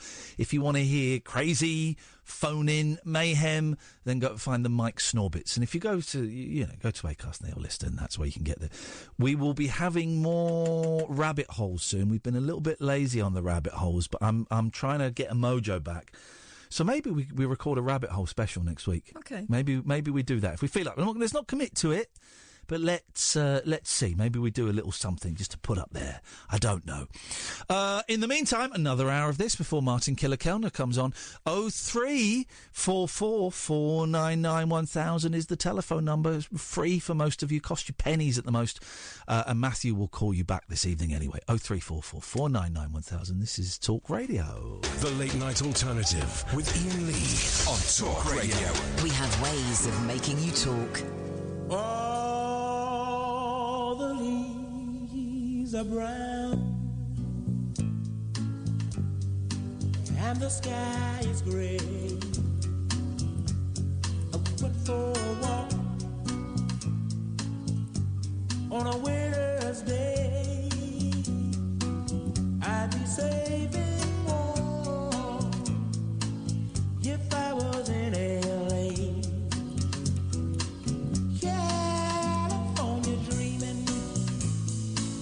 On such a winter's day, went to a church yesterday. I stopped along the way. Well, I got down on my bending knee and I began to pray. You know, the preacher digs a call, 'cause he knows I'm gonna stay. He knows I'm gonna stay. California dreaming.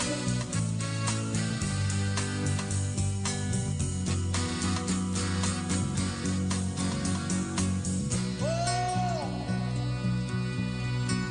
somebody help me now. I wanna go so bad, yeah.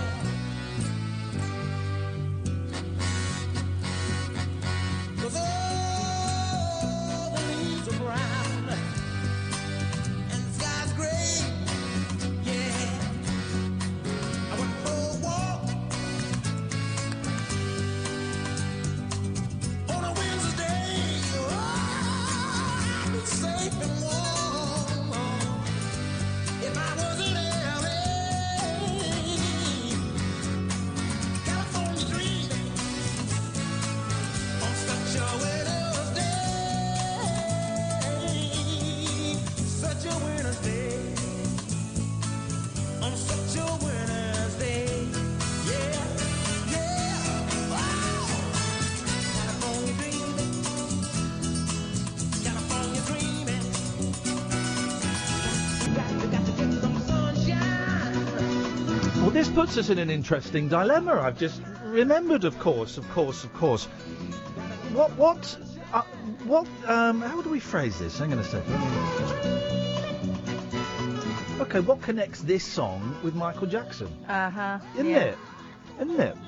Where does that put us? For those who don't know, California Dreaming, originally as Bobby Womack, originally by the Mamas and the Papas, written by John Phillips, who wrote some great songs. And Mamas and Papas, a huge band. He organised the Monterey Pop Festival. Then became a massive, a big old heroin addict. Well, I think he went to prison in the end because he was like running prescriptions and stuff, and he got to such a reduced state that he was like knocking over pharmacies and stuff, to breaking into pharmacies and doing fake prescriptions and all this kind of stuff. And in the 80s, the Mamas and the Papas reformed in as much as it was him and Denny Doherty, the two papas, and there were two new mamas. There was Spanky McFarlane, who was a big woman and replaced Mama Cass. She was from Spanky and Our Gang. And Michelle Phillips, his wife, was replaced by Mackenzie Phillips. That's her name, isn't it? Who is his daughter. And Mackenzie Phillips wrote an incredible autobiography where she says that her dad... that she had a sexual relationship with her dad, John Phillips. That they would get high. I mean, she was like a film star from really young, from like 12 or something. She was in American Graffiti, and she didn't handle the fame particularly well. I mean, it was her parents were very druggy parents, and she turned to drugs very, very young, maybe even as young as 12, actually. And she said that kind of growing up, her dad would have sex with her, and they would have had a sexual relationship. And it certainly was happening when she was a little bit older and they were having the band. She was in the new Mamas and the Papas. I'd forgotten about that, and I believe her. Again, it's another. It was. I remember the book came out 10 years ago, 15 years ago, something like that. And it was very, very controversial. And a load of people came out and said she was lying and she was doing it for the money. And I think, I may have got the chronology slightly wrong. I think she came out about it after John Phillips had died, so that he wasn't there to, in inverted commas, defend himself. But I've read her book, man. I've read her book, and it's I believe it. I have no reason to disbelieve it. Now, that's incest, that's rape. I can't remember what age it started at. If that, if incestual rape isn't bad enough for you, I can't remember if it was actually paedophilia as well. If you need to have another little box to tick there, I don't know.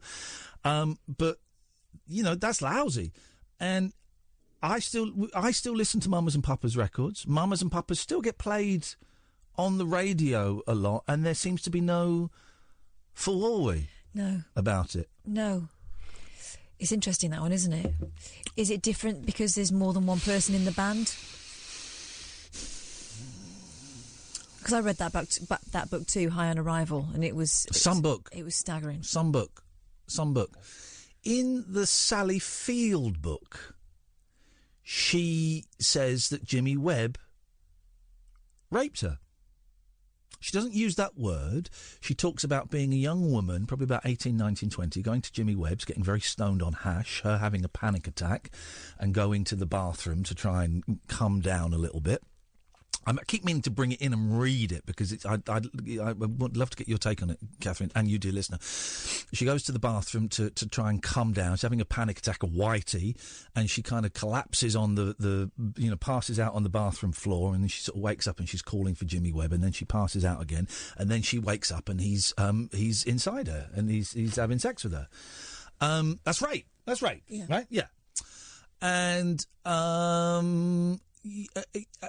again, that book came out last year. That bit didn't get picked up. It's a really small bit in the book, and of course the press was all focused on Burt Reynolds, who didn't sexually abuse her, but certainly let me take that according out.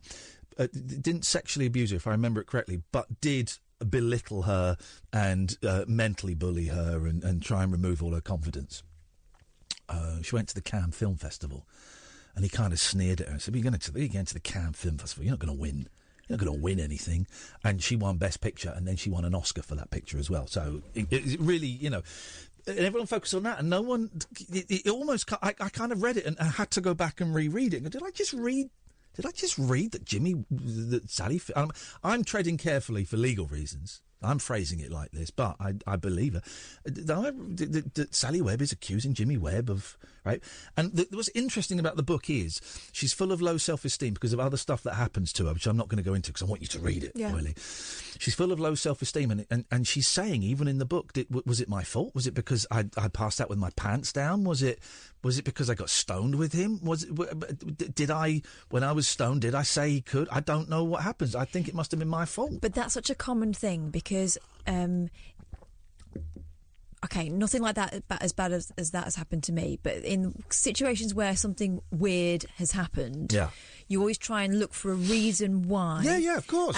And look at a way you might have controlled the situation, just because it feels like mayhem. That's what we do as humans. Yeah. That's human nature. And it also might provide you with a way of kind of minimising it so you don't feel as frightened as it, you know, as it can make you feel.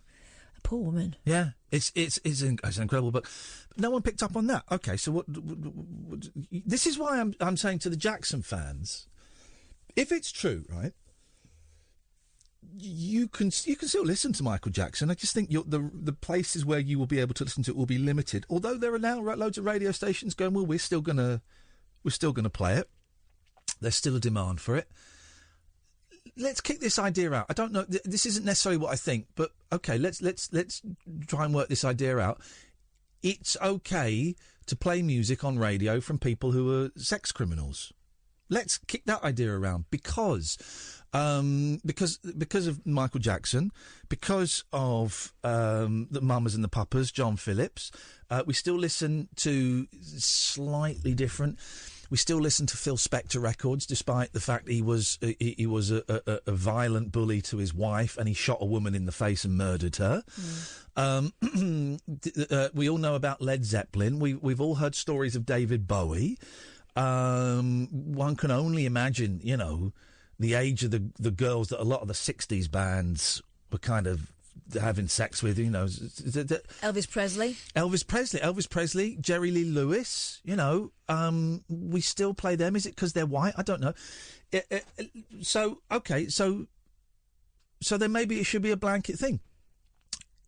It's okay to play the music of sex criminals, of people who have committed rape or paedophilia. It's okay to do that.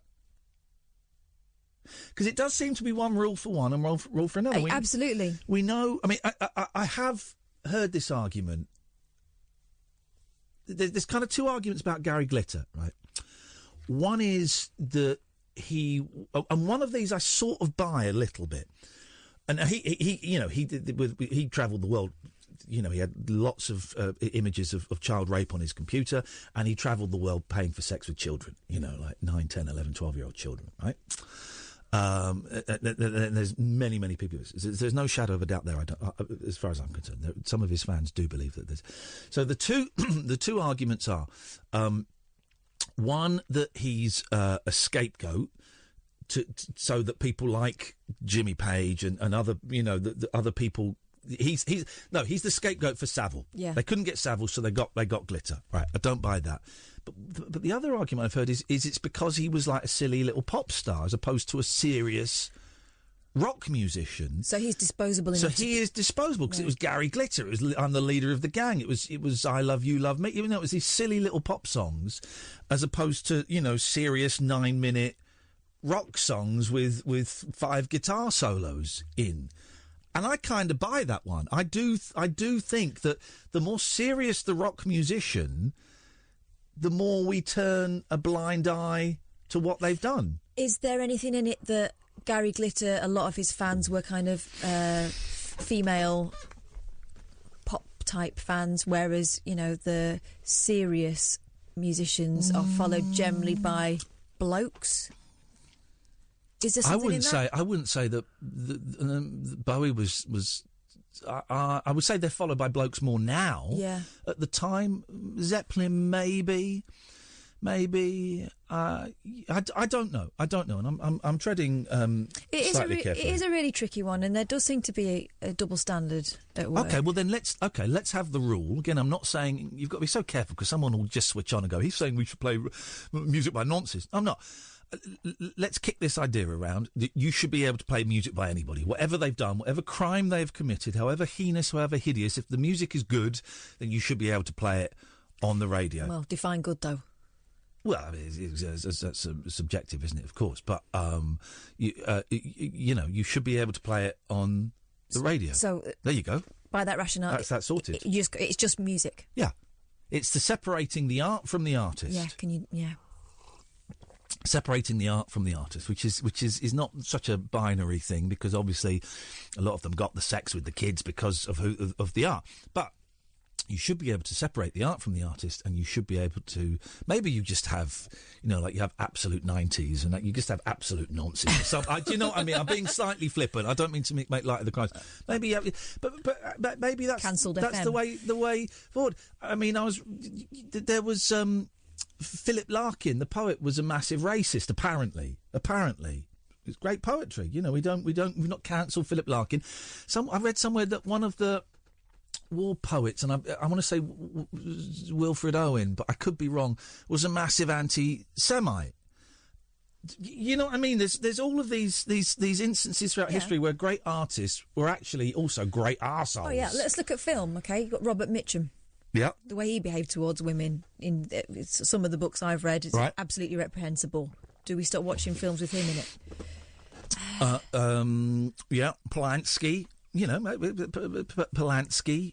Did he raped a 13-year-old girl, drugged and raped a 13-year-old girl anally. Sorry, this is quite triggering. Do we stop? Let's go further back. Some of the painters, they used to hire prostitutes to paint. Do you really think that that's all they did?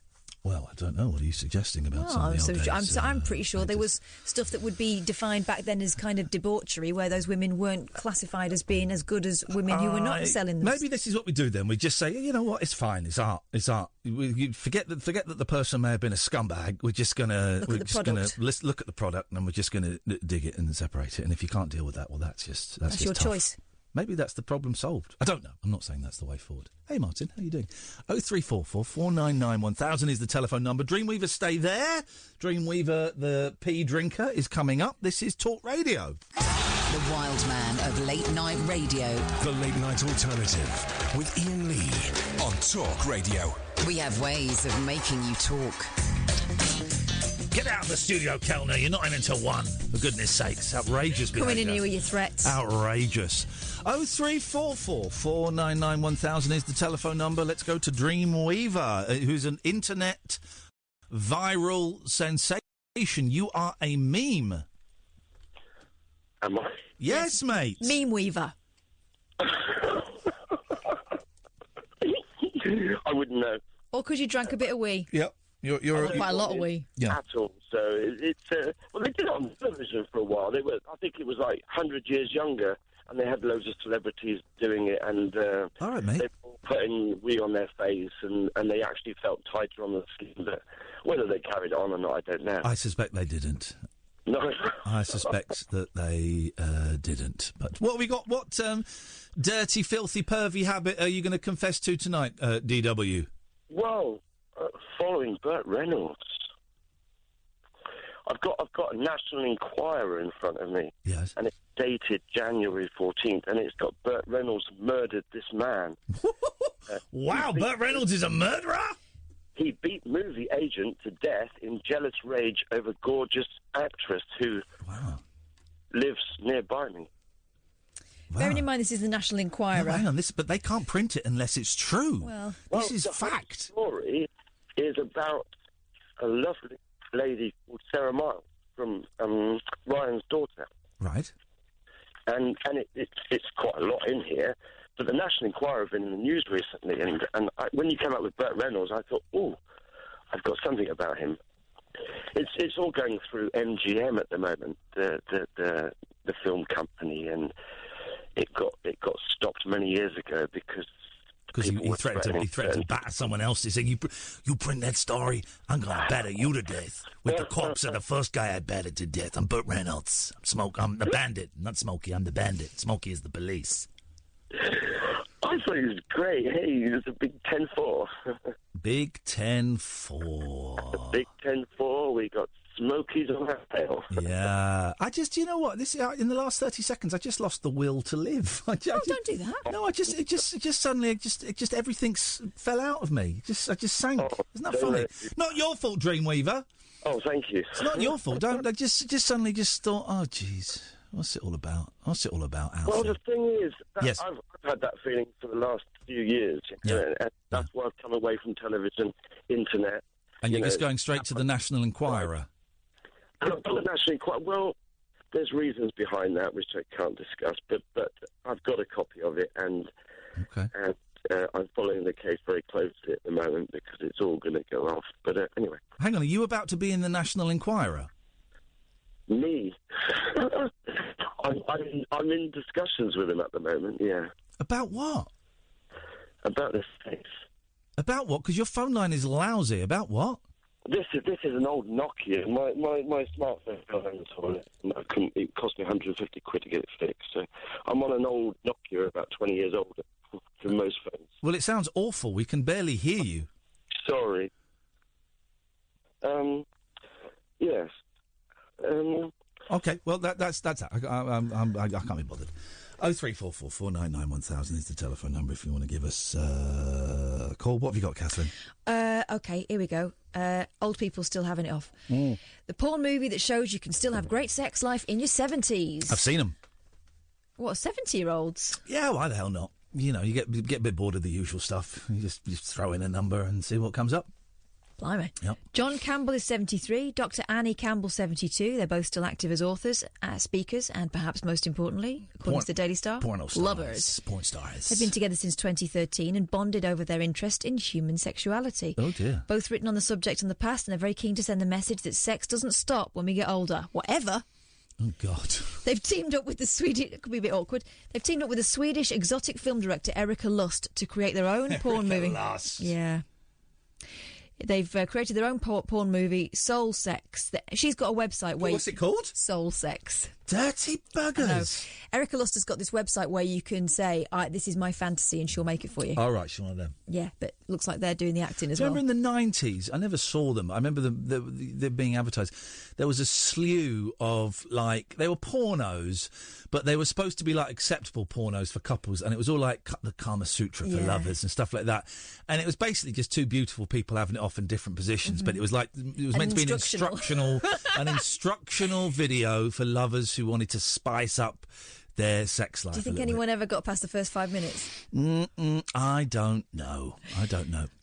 So this soul sex thing emphasises a slower way to have sex, focusing on peace, verbal connection and intimacy. It wasn't all plain sailing, though, Annie told the Metro. John was so nervous that his penis decided to go on strike, so to speak. Oh, I say! He says he felt it saying to him, I don't want to be in this film, so it decided to shrink and almost vanish. Oh, my God! Don't say that about him. That's going to have terror. That's going to have... it won't have ramifications, but that's going to be terribly upsetting for the gentleman. So the couple's focus on shared intimacy rather than raw erotic action meant that John's temporary dysfunction didn't matter, though, and they just got on with touching, cuddling, holding and gazing into each other's eyes. That's what it's all about. It happens to the best of us, and you just get on and you just do other things. That's what it's all about, man. Erika, the director, told Metro the actual sex scene could not have been further from a typical mainstream set. Where can we see this? Can we... On you can watch it and find out more about Erika's work on Twitter. Okay. So she said they were very vocal throughout and showed strong connection skills to each other. I've fallen off the bed. To say what they were enjoying. Annie and John say that closeness, body contact, massage and a shared sense of humour are all key features of a happy sex life at any age. Good for them. Bless them. Good for them. That's what it's all about. That's what it's all about. Old people having it off, for crying out loud. Well, they've only been together since 2013, so they're kind of still in that exciting phase, aren't they? 0344 499 1000 is the telephone number. Heart attack, house on fire or murder in progress, then it's time to call 999. But don't ring the emergency services to boast that you're better than David Beckham. That's what one crazed caller to Cambridgeshire Police did. I like these. I mean, we're not supposed to like these, but these are good. Saying that he could buy corned beef from the corner shop, but the footballer can't because he's too famous. Here are some of the other worst time-wasting calls to 999 ever made. These are just mainly like drunk people and nut jobs. This is the thing. So the Met Police reported a man who called 999 at 4 a.m. on a Saturday morning and asked, where is the best place to get a bacon sandwich right now? It's an emergency, is it? Have you ever done like a prank call to 999? No. Even when you were a kid? No, I did it once. And we hadn't moved, so I was under 11. I think I was 8. And we phoned up 999 and said, can we have Superman? What's emergency service? We want Superman. And the woman gave us such a bollocking. Yeah, I bet. Did she refuse to hang up?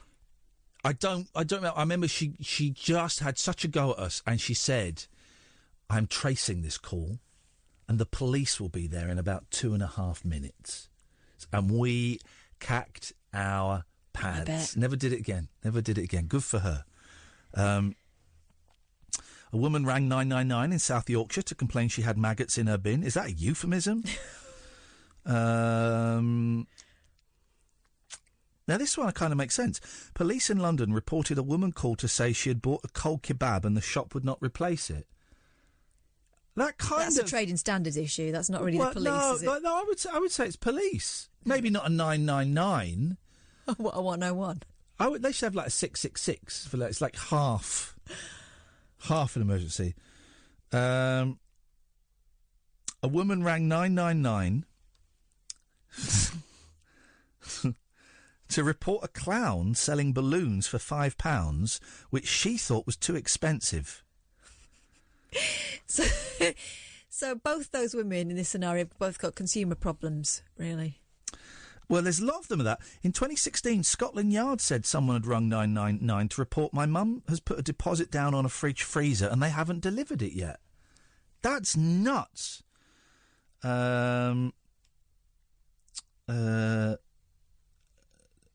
time waster rang an ambulance service in the East Midlands asking, can you keep a box of eggs open in the fridge? Wow.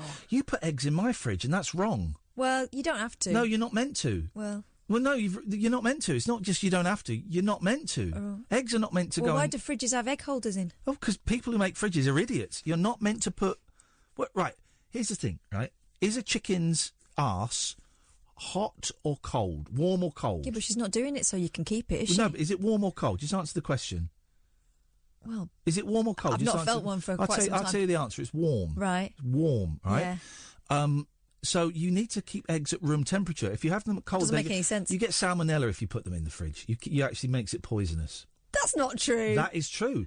That is true. It allows salmonella bacteria to build up in between the white and the shell. That is a fact. Oh, yeah, Google it, mate. How come I've never had it, then? Because they've always gone in the fridge. Listen, you're like the Jackson defenders. Just believe me. Don't Google it. Don't look for facts. Just believe me. I'm telling the truth. Use eggs.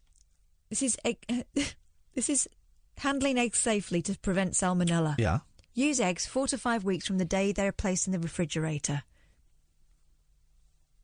If you want salmonella? No, this is how to prevent it. Don't keep eggs out of refrigeration. If eggs are left at room temperature for more than 2 hours, throw them out. Well, that is rubbish. You're just making it up. I'm not. It's here. 0344. University of Minnesota. If we were back at I don't want to read that. If we were back at 3 counties, we would have a slew of calls. You're being willfully ignorant. Now telling us what to do with eggs. 03444991000. A woman rang 999 to report her bus driver for whistling. She wailed to the operator, quotes, I mean, everybody's tired. What if everybody started whistling or singing on the bus? He's right. They sell eggs at room temperature. Eggs are not in the chilled department. Yeah, but... Thank you. I'll tell the University of Minnesota they're wrong. Yeah, do. Yeah. One woman dialed 999 to complain there were men in her house trying to take it away. But it turned out the men were in fact police officers trying to arrest her. People are nuts. Ladies and gentlemen, this is Talk Radio. The radio show for people who know the best part of the day is the night. The Late Night Alternative with Iain Lee on Talk Radio. We'll get you talking. 0344 499 1000. Good evening, Sally. Hello. Hi. Tired, man. Really tired. I know. I'm tired. Long old week, isn't it? It's a long week. Yeah, long week. Long week. It's been a bit. Yeah. Yeah. I just phoned up for a chat. I thought I don't know. I don't think I've ever actually phoned up for a chat before. Well, hang on. What do you? Hang on. What does that mean? What do you? What? So we've never chatted. Well, no. I mean, it's always been about something. It's never just sort of been off the cuff type phone up and. All right, you're right.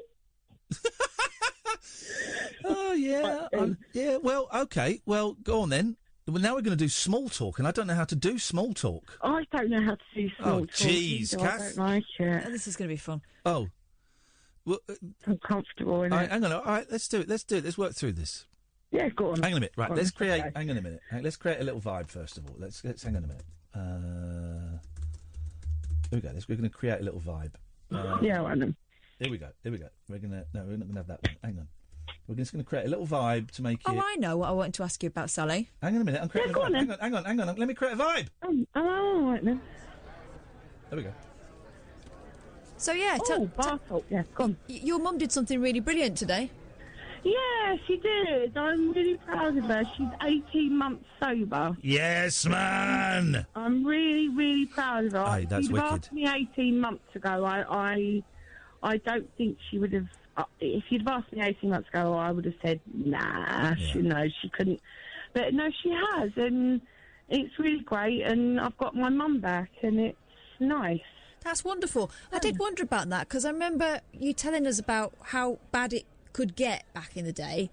And Yeah, then it got really bad. you kind of mentioned a couple of months ago that your mum was coming around. I was thinking, oh, that's different. Because when it used to be your mum was coming around, it used to be quite stressful. Yeah, it was. Yeah, my mum was.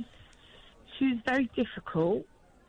Yeah, it was difficult in my teens and that, and having to deal with her alcohol and putting her. My brother's looking at me now at the moment and laughing. Putting her to bed when she was drunk and all that, and having to deal with that. But it's nice to have our mum back, isn't it, Al? Yeah. That's brilliant. It's good, yeah. So How is she finding it? Is she She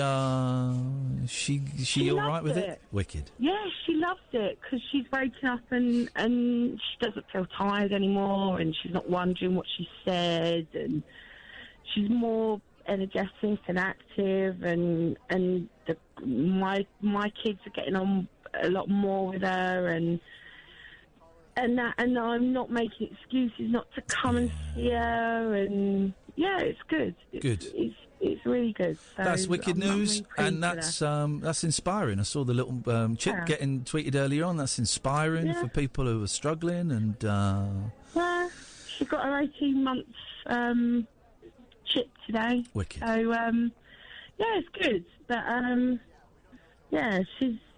But to celebrate, I've had a few drinks. So well, you're allowed to.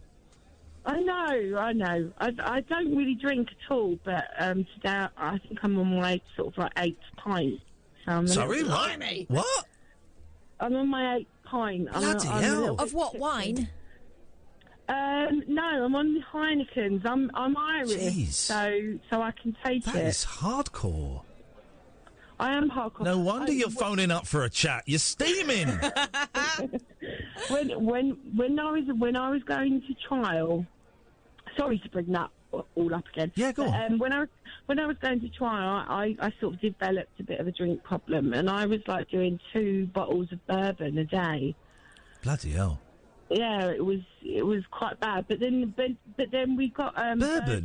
Was this like? Was this trial in like 1930s America? Bourbon? Were you a private eye? I love a bit of bourbon. I love my bourbon. Is bourbon Scotch? Yeah. And is Scotch whiskey? Yeah, it's Okay. American whiskey. Okay, right. 'Cause I don't know all the technical terms for the different boozes. Yeah, it's either American or Irish Okay. whiskey I drink. I don't touch that Scottish stuff. No, God. No, I think they call no. it Scotch. But yeah, it got really bad, but as soon as the verdict came in. Sorry, I can't pronounce words. Came in and I can't he pronounce the got word sentenced. came in. I mean, this is how Yeah, I know. boozy she is. Came in, yes. I gave it up. I stopped drinking, and from then on, I rarely drink. But today I've had a drink. Good for you. Well, I'm away from my children and away from the old man, and anyway. All right. But so my brother was telling me the other day what was it? His mate was in the pub with Ginger Baker and hang on. Oh, hang on. Danny Trejo. Hang on a minute. I got something for that. Who the hell is Ginger Baker? There we go. Right, we go. And Ginger Baker and who? Danny Trejo. You know. I don't know who Danny Trejo is. Dusk Till Dawn. The bartender in Dusk Till Dawn. I would the not one with the big great jaw. Yeah, you would recognise him. Danny Trejo, right. He plays massive Mexicans. Oh, he's the big Mexican guy. He's a Mexican drug what dealer. are they doing talking to each other in a bar in Kingston? Isn't he doing an advert at the moment, Danny Trejo? Is he doing an advert at the moment? I think he's in an advert. Is he doing an advert with Ginger Baker? Yeah, they were there. Apparently, they were in the bar in... Sorry, this is so boring to some people, but they were in the bar the other day in Kingston. Well, there you go. And my brother was really annoyed because he missed Jenna Jameson in Boots in Kingston the other day. Shut up. Jenna Jameson? Was in Kingston Boots the other day. He was annoyed. Kingston Boots? Is that like Kinky Boots? FM Boots? is that what? Oh, the Boots in Kingston. Yeah, my brother walked into work and they said, "Oh, you missed Jenna Jameson." My brother was highly disappointed. Gosh. Even Jenna Jameson needs a Savlon. Yeah, well, exactly. probably more so. Bit of Vaseline, I think. Yeah, all right, okay. Well, Sally, thank you very much for your chat. Okay. Sorry? Okay. All right, but thanks for calling. Bye, Sally's brother. Okay, there we go. That's booze. Thank you, Sally. Chris, stay there. You'll be up next. This is Talk Radio. Late night conversation worth losing sleep over. The Late Night Alternative with Iain Lee on Talk Radio. We have ways of making you talk. 03444991000. Let's go to Chris. Good evening, Chris. Hi, Ian. How you doing? I'm all right, Chris. What have you got for us tonight, please? Good. Thank you. Hello. Sorry, it's me from I'm the Egg Pod. Hello, mate. Sorry. Yes, go on. Hello. And it's nothing to do with that whatsoever. So, By the way, I've just started the audiobook, which I think runs for about 27 hours, of Volume 2 of the recent George Martin biography. Oh wow! It's a great listen because it's read by an American and he does English accents when he's quoting people and they're absolutely awful, awful. Dick Van Dyke level, or it's kind of they're all sort of they're all sort of like a weird Cockney, yeah. Even the Beatles and Rolf Harris, they're all a weird Cockney thing. Very very strange, but thoroughly entertaining. Lovely to hear wonderful stories about George Martin and Jeff Emmerich, and I am thoroughly enjoying it. We're up to Revolver so far, so it's good days. Good days. Oh, fantastic. The Lewison book is the one that you really want to get, the massive version of that. Yeah, I didn't get the massive version, and now the massive version is like 150 quid or something. I just got the bog standard version, which I think only runs to 900 pages, which is a little bit of a disappointment. You know, I should have got the big one. I went to the Mark Lewison's Batcave once, and oh yeah, and I said to him, this is like a couple of years ago. I said, when's Volume 2 coming out? He said, well, honestly, I don't know if I'm going to finish it before I die. So it may be some time. You need to do it. No, I was calling actually, oddly enough, about the Michael Jackson thing and these guys so-called changing their story. Yeah. And when I was 14, I think I was, and I am an editor and I know about libel and slander, so I'm going to be very careful. Yeah, of course. But there was a broadcaster he used to have a radio show at the time, and at the end of the show, he'd say, "If you want to chat after the show, here's the number," and he would give out basically the number of the station. So I phoned up because I was I just wanted to get into broadcasting, radio, whatever, and he said, "Yeah, sure, yeah, we'll meet up next week." So I met him. And you're a 14-year-old lad. Yeah, yeah, and a very naive one, to be fair. So off I went, trundled along. I think it was the first time I'd ever been on a train. Yeah. Off I went, got in his car, off we went, and we went to Harrods, of all places. Yeah. And wandering around, he was giving me all sorts of really good advice, saying, "Yeah, what you want to do is this, blah, blah, blah. Get some experience, do hospital radio, that kind of thing." Then got back in the car, drove off, and then he pulled over and he got this... I have to be careful now because I think this is quite well known what this person did, but it was... Oh, okay. I think there was... Let's just say maybe there was some... Okay, I think I know. Yeah, okay. Yeah. How can I put it? He was just sort of asking me stuff about what... asking you questions about what stuff you liked and stuff, and ranking it and things like that. That's it, yeah. Exactly. Wow. And... wow. The thing was, at the time, it was... Gosh, how can I put it? I was absolutely enthralled to be in the company of a celebrity. Celebrity at the time, nowadays with Twitter and social media, celebrities are approachable. You can chat to anybody, basically. Yeah. At the time, it was a big thing. I told all my friends at school, and it was a big, exciting thing. Oh, let us know what happens. And anyway, yeah, so he was asking me about my favourite pop groups, films I liked. Wow. And again, this is how naive I was. He was saying, and then it moved on to, "Are you a virgin?" I was 14. Wow. Obviously, the answer is yes. And then he said, "What's your sexual orientation?" And being 14, I had no idea what he was talking about. So I said, "I don't know, but probably on top." And he started shaking and then started saying, "No, are you gay?" And I just remember this really weird thing of him shaking, and I was going, "No, I'm not. I don't. No, I'm not." Anyway, it got to the point where I was saying, "Do you mind if I open the window of this car?" Which I did. And anyway, nothing happened. And about 10, 15, 20 years later, there was a big thing on the news. And I got all these texts saying, "Have you seen the news? Have you seen what's going on?" And I read the reports, and they were all pretty well what happened. And, right, the thing is, about these kids changing their story, for those 20 years, I kept telling people, "Oh, wow, when I was a kid, this celebrity went out of his way. He was brilliant. He was really cool." And I'd kind of completely forgotten that bit. And then when I started reading it, then it started coming back. Yeah. And the thing was, I was telling all my friends and family, and they were just kind of taking the piss out of me, saying, "Oh, yeah, you couldn't even pull him." Yeah. And it was a massive joke. But then it was only years later, I started thinking, hang on a minute, it really has affected. In the last few years, I've sort of thought back and thought, wow, that could have been really bad.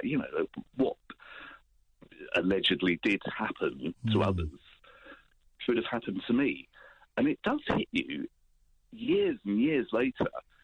So I can kind of really understand why these people have changed, or, people are saying, "You've changed your story, Well, they've changed, or they've remembered, or they feel... yeah, of course. I totally buy into the being... Of course, you're allowed to change your story. You're allowed to change your position on it. You're allowed to change. Maybe you've denied it, or maybe you said that you liked it. You're allowed to, over time, remember it and say, actually, no, I didn't like it. Yeah. God, there's so much I want to ask you, but we do have to tread carefully, because I know for a fact that person... Don't worry, I'm No, I know, aware. I know, but that person listens to the show, because I know they've written to me once about it. Yeah. But, so how do you feel about what happened to you now? Are you okay? That's what I'm trying to ask you. Are you okay? Yeah, absolutely, yeah. No, it's not a problem at all. It's more you think other people that were less. I was very naive as a 14-year-old. There are other people out there that wouldn't have been. Would have been more susceptible in that situation. And it's just the what if thing, I think, more than anything. Yeah. And you the fact you see these people now on social media still there, and it's that bit that really kind of irks. But it irks. That's all it does. It's for me, I'm not after any. It doesn't really affect me at all. But it's just annoys me. Funnily enough, right? This is just off air. This story was mentioned by someone here, right? And someone here said someone here said that it's different. I'm not going to do it because it just gives away too much. Okay, no, we'll have a private conversation about it because I don't really want this person getting in touch with me again. Hey, thanks for sharing that, Chris. I really appreciate that. That's incredible. That's an incredible story. So thank you very much. Well, as I say, I'm lucky. I'm not to have anything, but I can understand. It was very, very. You are as a kid, especially in the 80s. Oh, that's anyway in a particular era. Yeah. Where fame was. It was beyond everything, Oh yeah, those people weren't real. So people on telly and the radio weren't real. They were magical, mythical figures that had. They've got power now, but the power they had then was incredible and far-reaching. Particularly there's only 3 or 4 TV channels and half a dozen radio stations. These people have got power. That's another thing that's kind of overlooked now when you talk about stuff that happened 40 years ago. Yeah, totally. But well. There you go. Thank you, Chris. I really appreciate you sharing that. Thanks, mate. Cheers, mate. Cheers. Ta-ta. There you go. That's amazing, isn't it? That's amazing. Wow, what a call. Hey, Natalie. Hiya. Hiya. Hello. Are you all right? Hey, this is Natalie the singer. Ladies and gentlemen, if you've bought a ticket for Manchester, then this young lady is the opening act. Natalie will be performing. What are you doing? 1, 2? You're going to do 2 songs for us, Natalie? Well, I'll do one, and then you may may not want Fair play. Fair play. If she's shit, then she's doing 1. Exactly. And if she's all right, or we haven't got much material, then she's doing 2. What do we do? Then we'll have 2. A safe word or something? Yes. No, I've got I've got a crook. And I will, we'll hoik her off. I will hoik her off. Any ideas? Well, no, you don't. In fact, don't tell us, because I want it to be exciting. You're going to. This is what we need from you, Natalie. We got plenty of time. Even if you send it on the day, I'll be playing it through my computer. So I'll just need like an MP3 or something. Well, I'm ringing. I don't know where to send it. I don't know what your email address is, and I've been looking on your website. And my husband thinks I'm like becoming obsessed with you. I don't know where to send it. Catherine has got an email. Catherine? Yeah, send it to me. Have you got a pen? Yes. It's Catherine, Katherine. Yeah. .boyle, Boyle. Yeah. At talkradio.co.uk. Brilliant. Thank you, Catherine. And what I really want is for you to choose one of those songs that you like singing. Yeah. Oh, yeah. Don't give us a crowd pleaser. Give us a Natalie special, please. I will. Thank you so much. No, thank you. We'll have a laugh. It's a nice little venue. There'll be about 70 people there. We'll have a crowd. Friendly crowd. You will get a lot of love, and you can warm them up for us, and then we'll cool them down immediately afterwards, and it'll be a right old laugh. And you'll have a couple of tickets on the door. I can't wait. Thank you so much. I'm just driving home from work. I've been singing tonight in Manchester. Now, was there a big? Because last time it was a bit quiet, wasn't there? Was there a bigger turnout tonight? There was no one in again. Oh no! It was just a pub in Manchester. We may have made a terrible mistake booking Natalie, as it appears. Were there people in before you started singing? No, Catherine. Just checking. I had to ask. Everyone starts looking at their watch. Oh, no, 8:30. Probably should be making a move home. I'll be off then.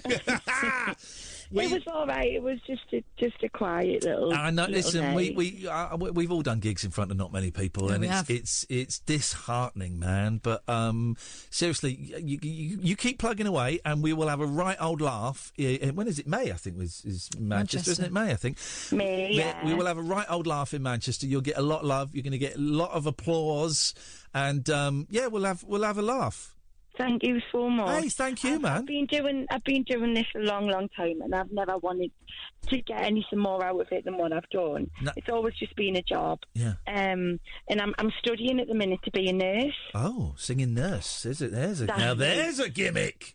So I'm hanging up my microphone, and I'm going to be a nurse, but I'm doing an access course to get on my degree. So I've been accepted into uni. Hey, brilliant. Ian, I'm getting merit after merit. I can't get a distinction, and I don't know what to do to get a distinction in my work. Hang on, a distinction means... But merit's bloody good. Merits are really good, I know, aren't they? but I really want to get a distinction. You've got to work hard. You've got to work harder, Natalie. Is it your first year? Is it your first? Yeah. Right. Well, here's the thing: they don't dish them out in your first year because they want to tantalise you. They want you nice and hungry. Sorry, it's true. Thing. I just thought they might want to piss us off. That's why. How about if I send them a signed photo? Would that get you a distinction? I mean, I could. Yes, please. All right, fine. I'm going to phone these guys up.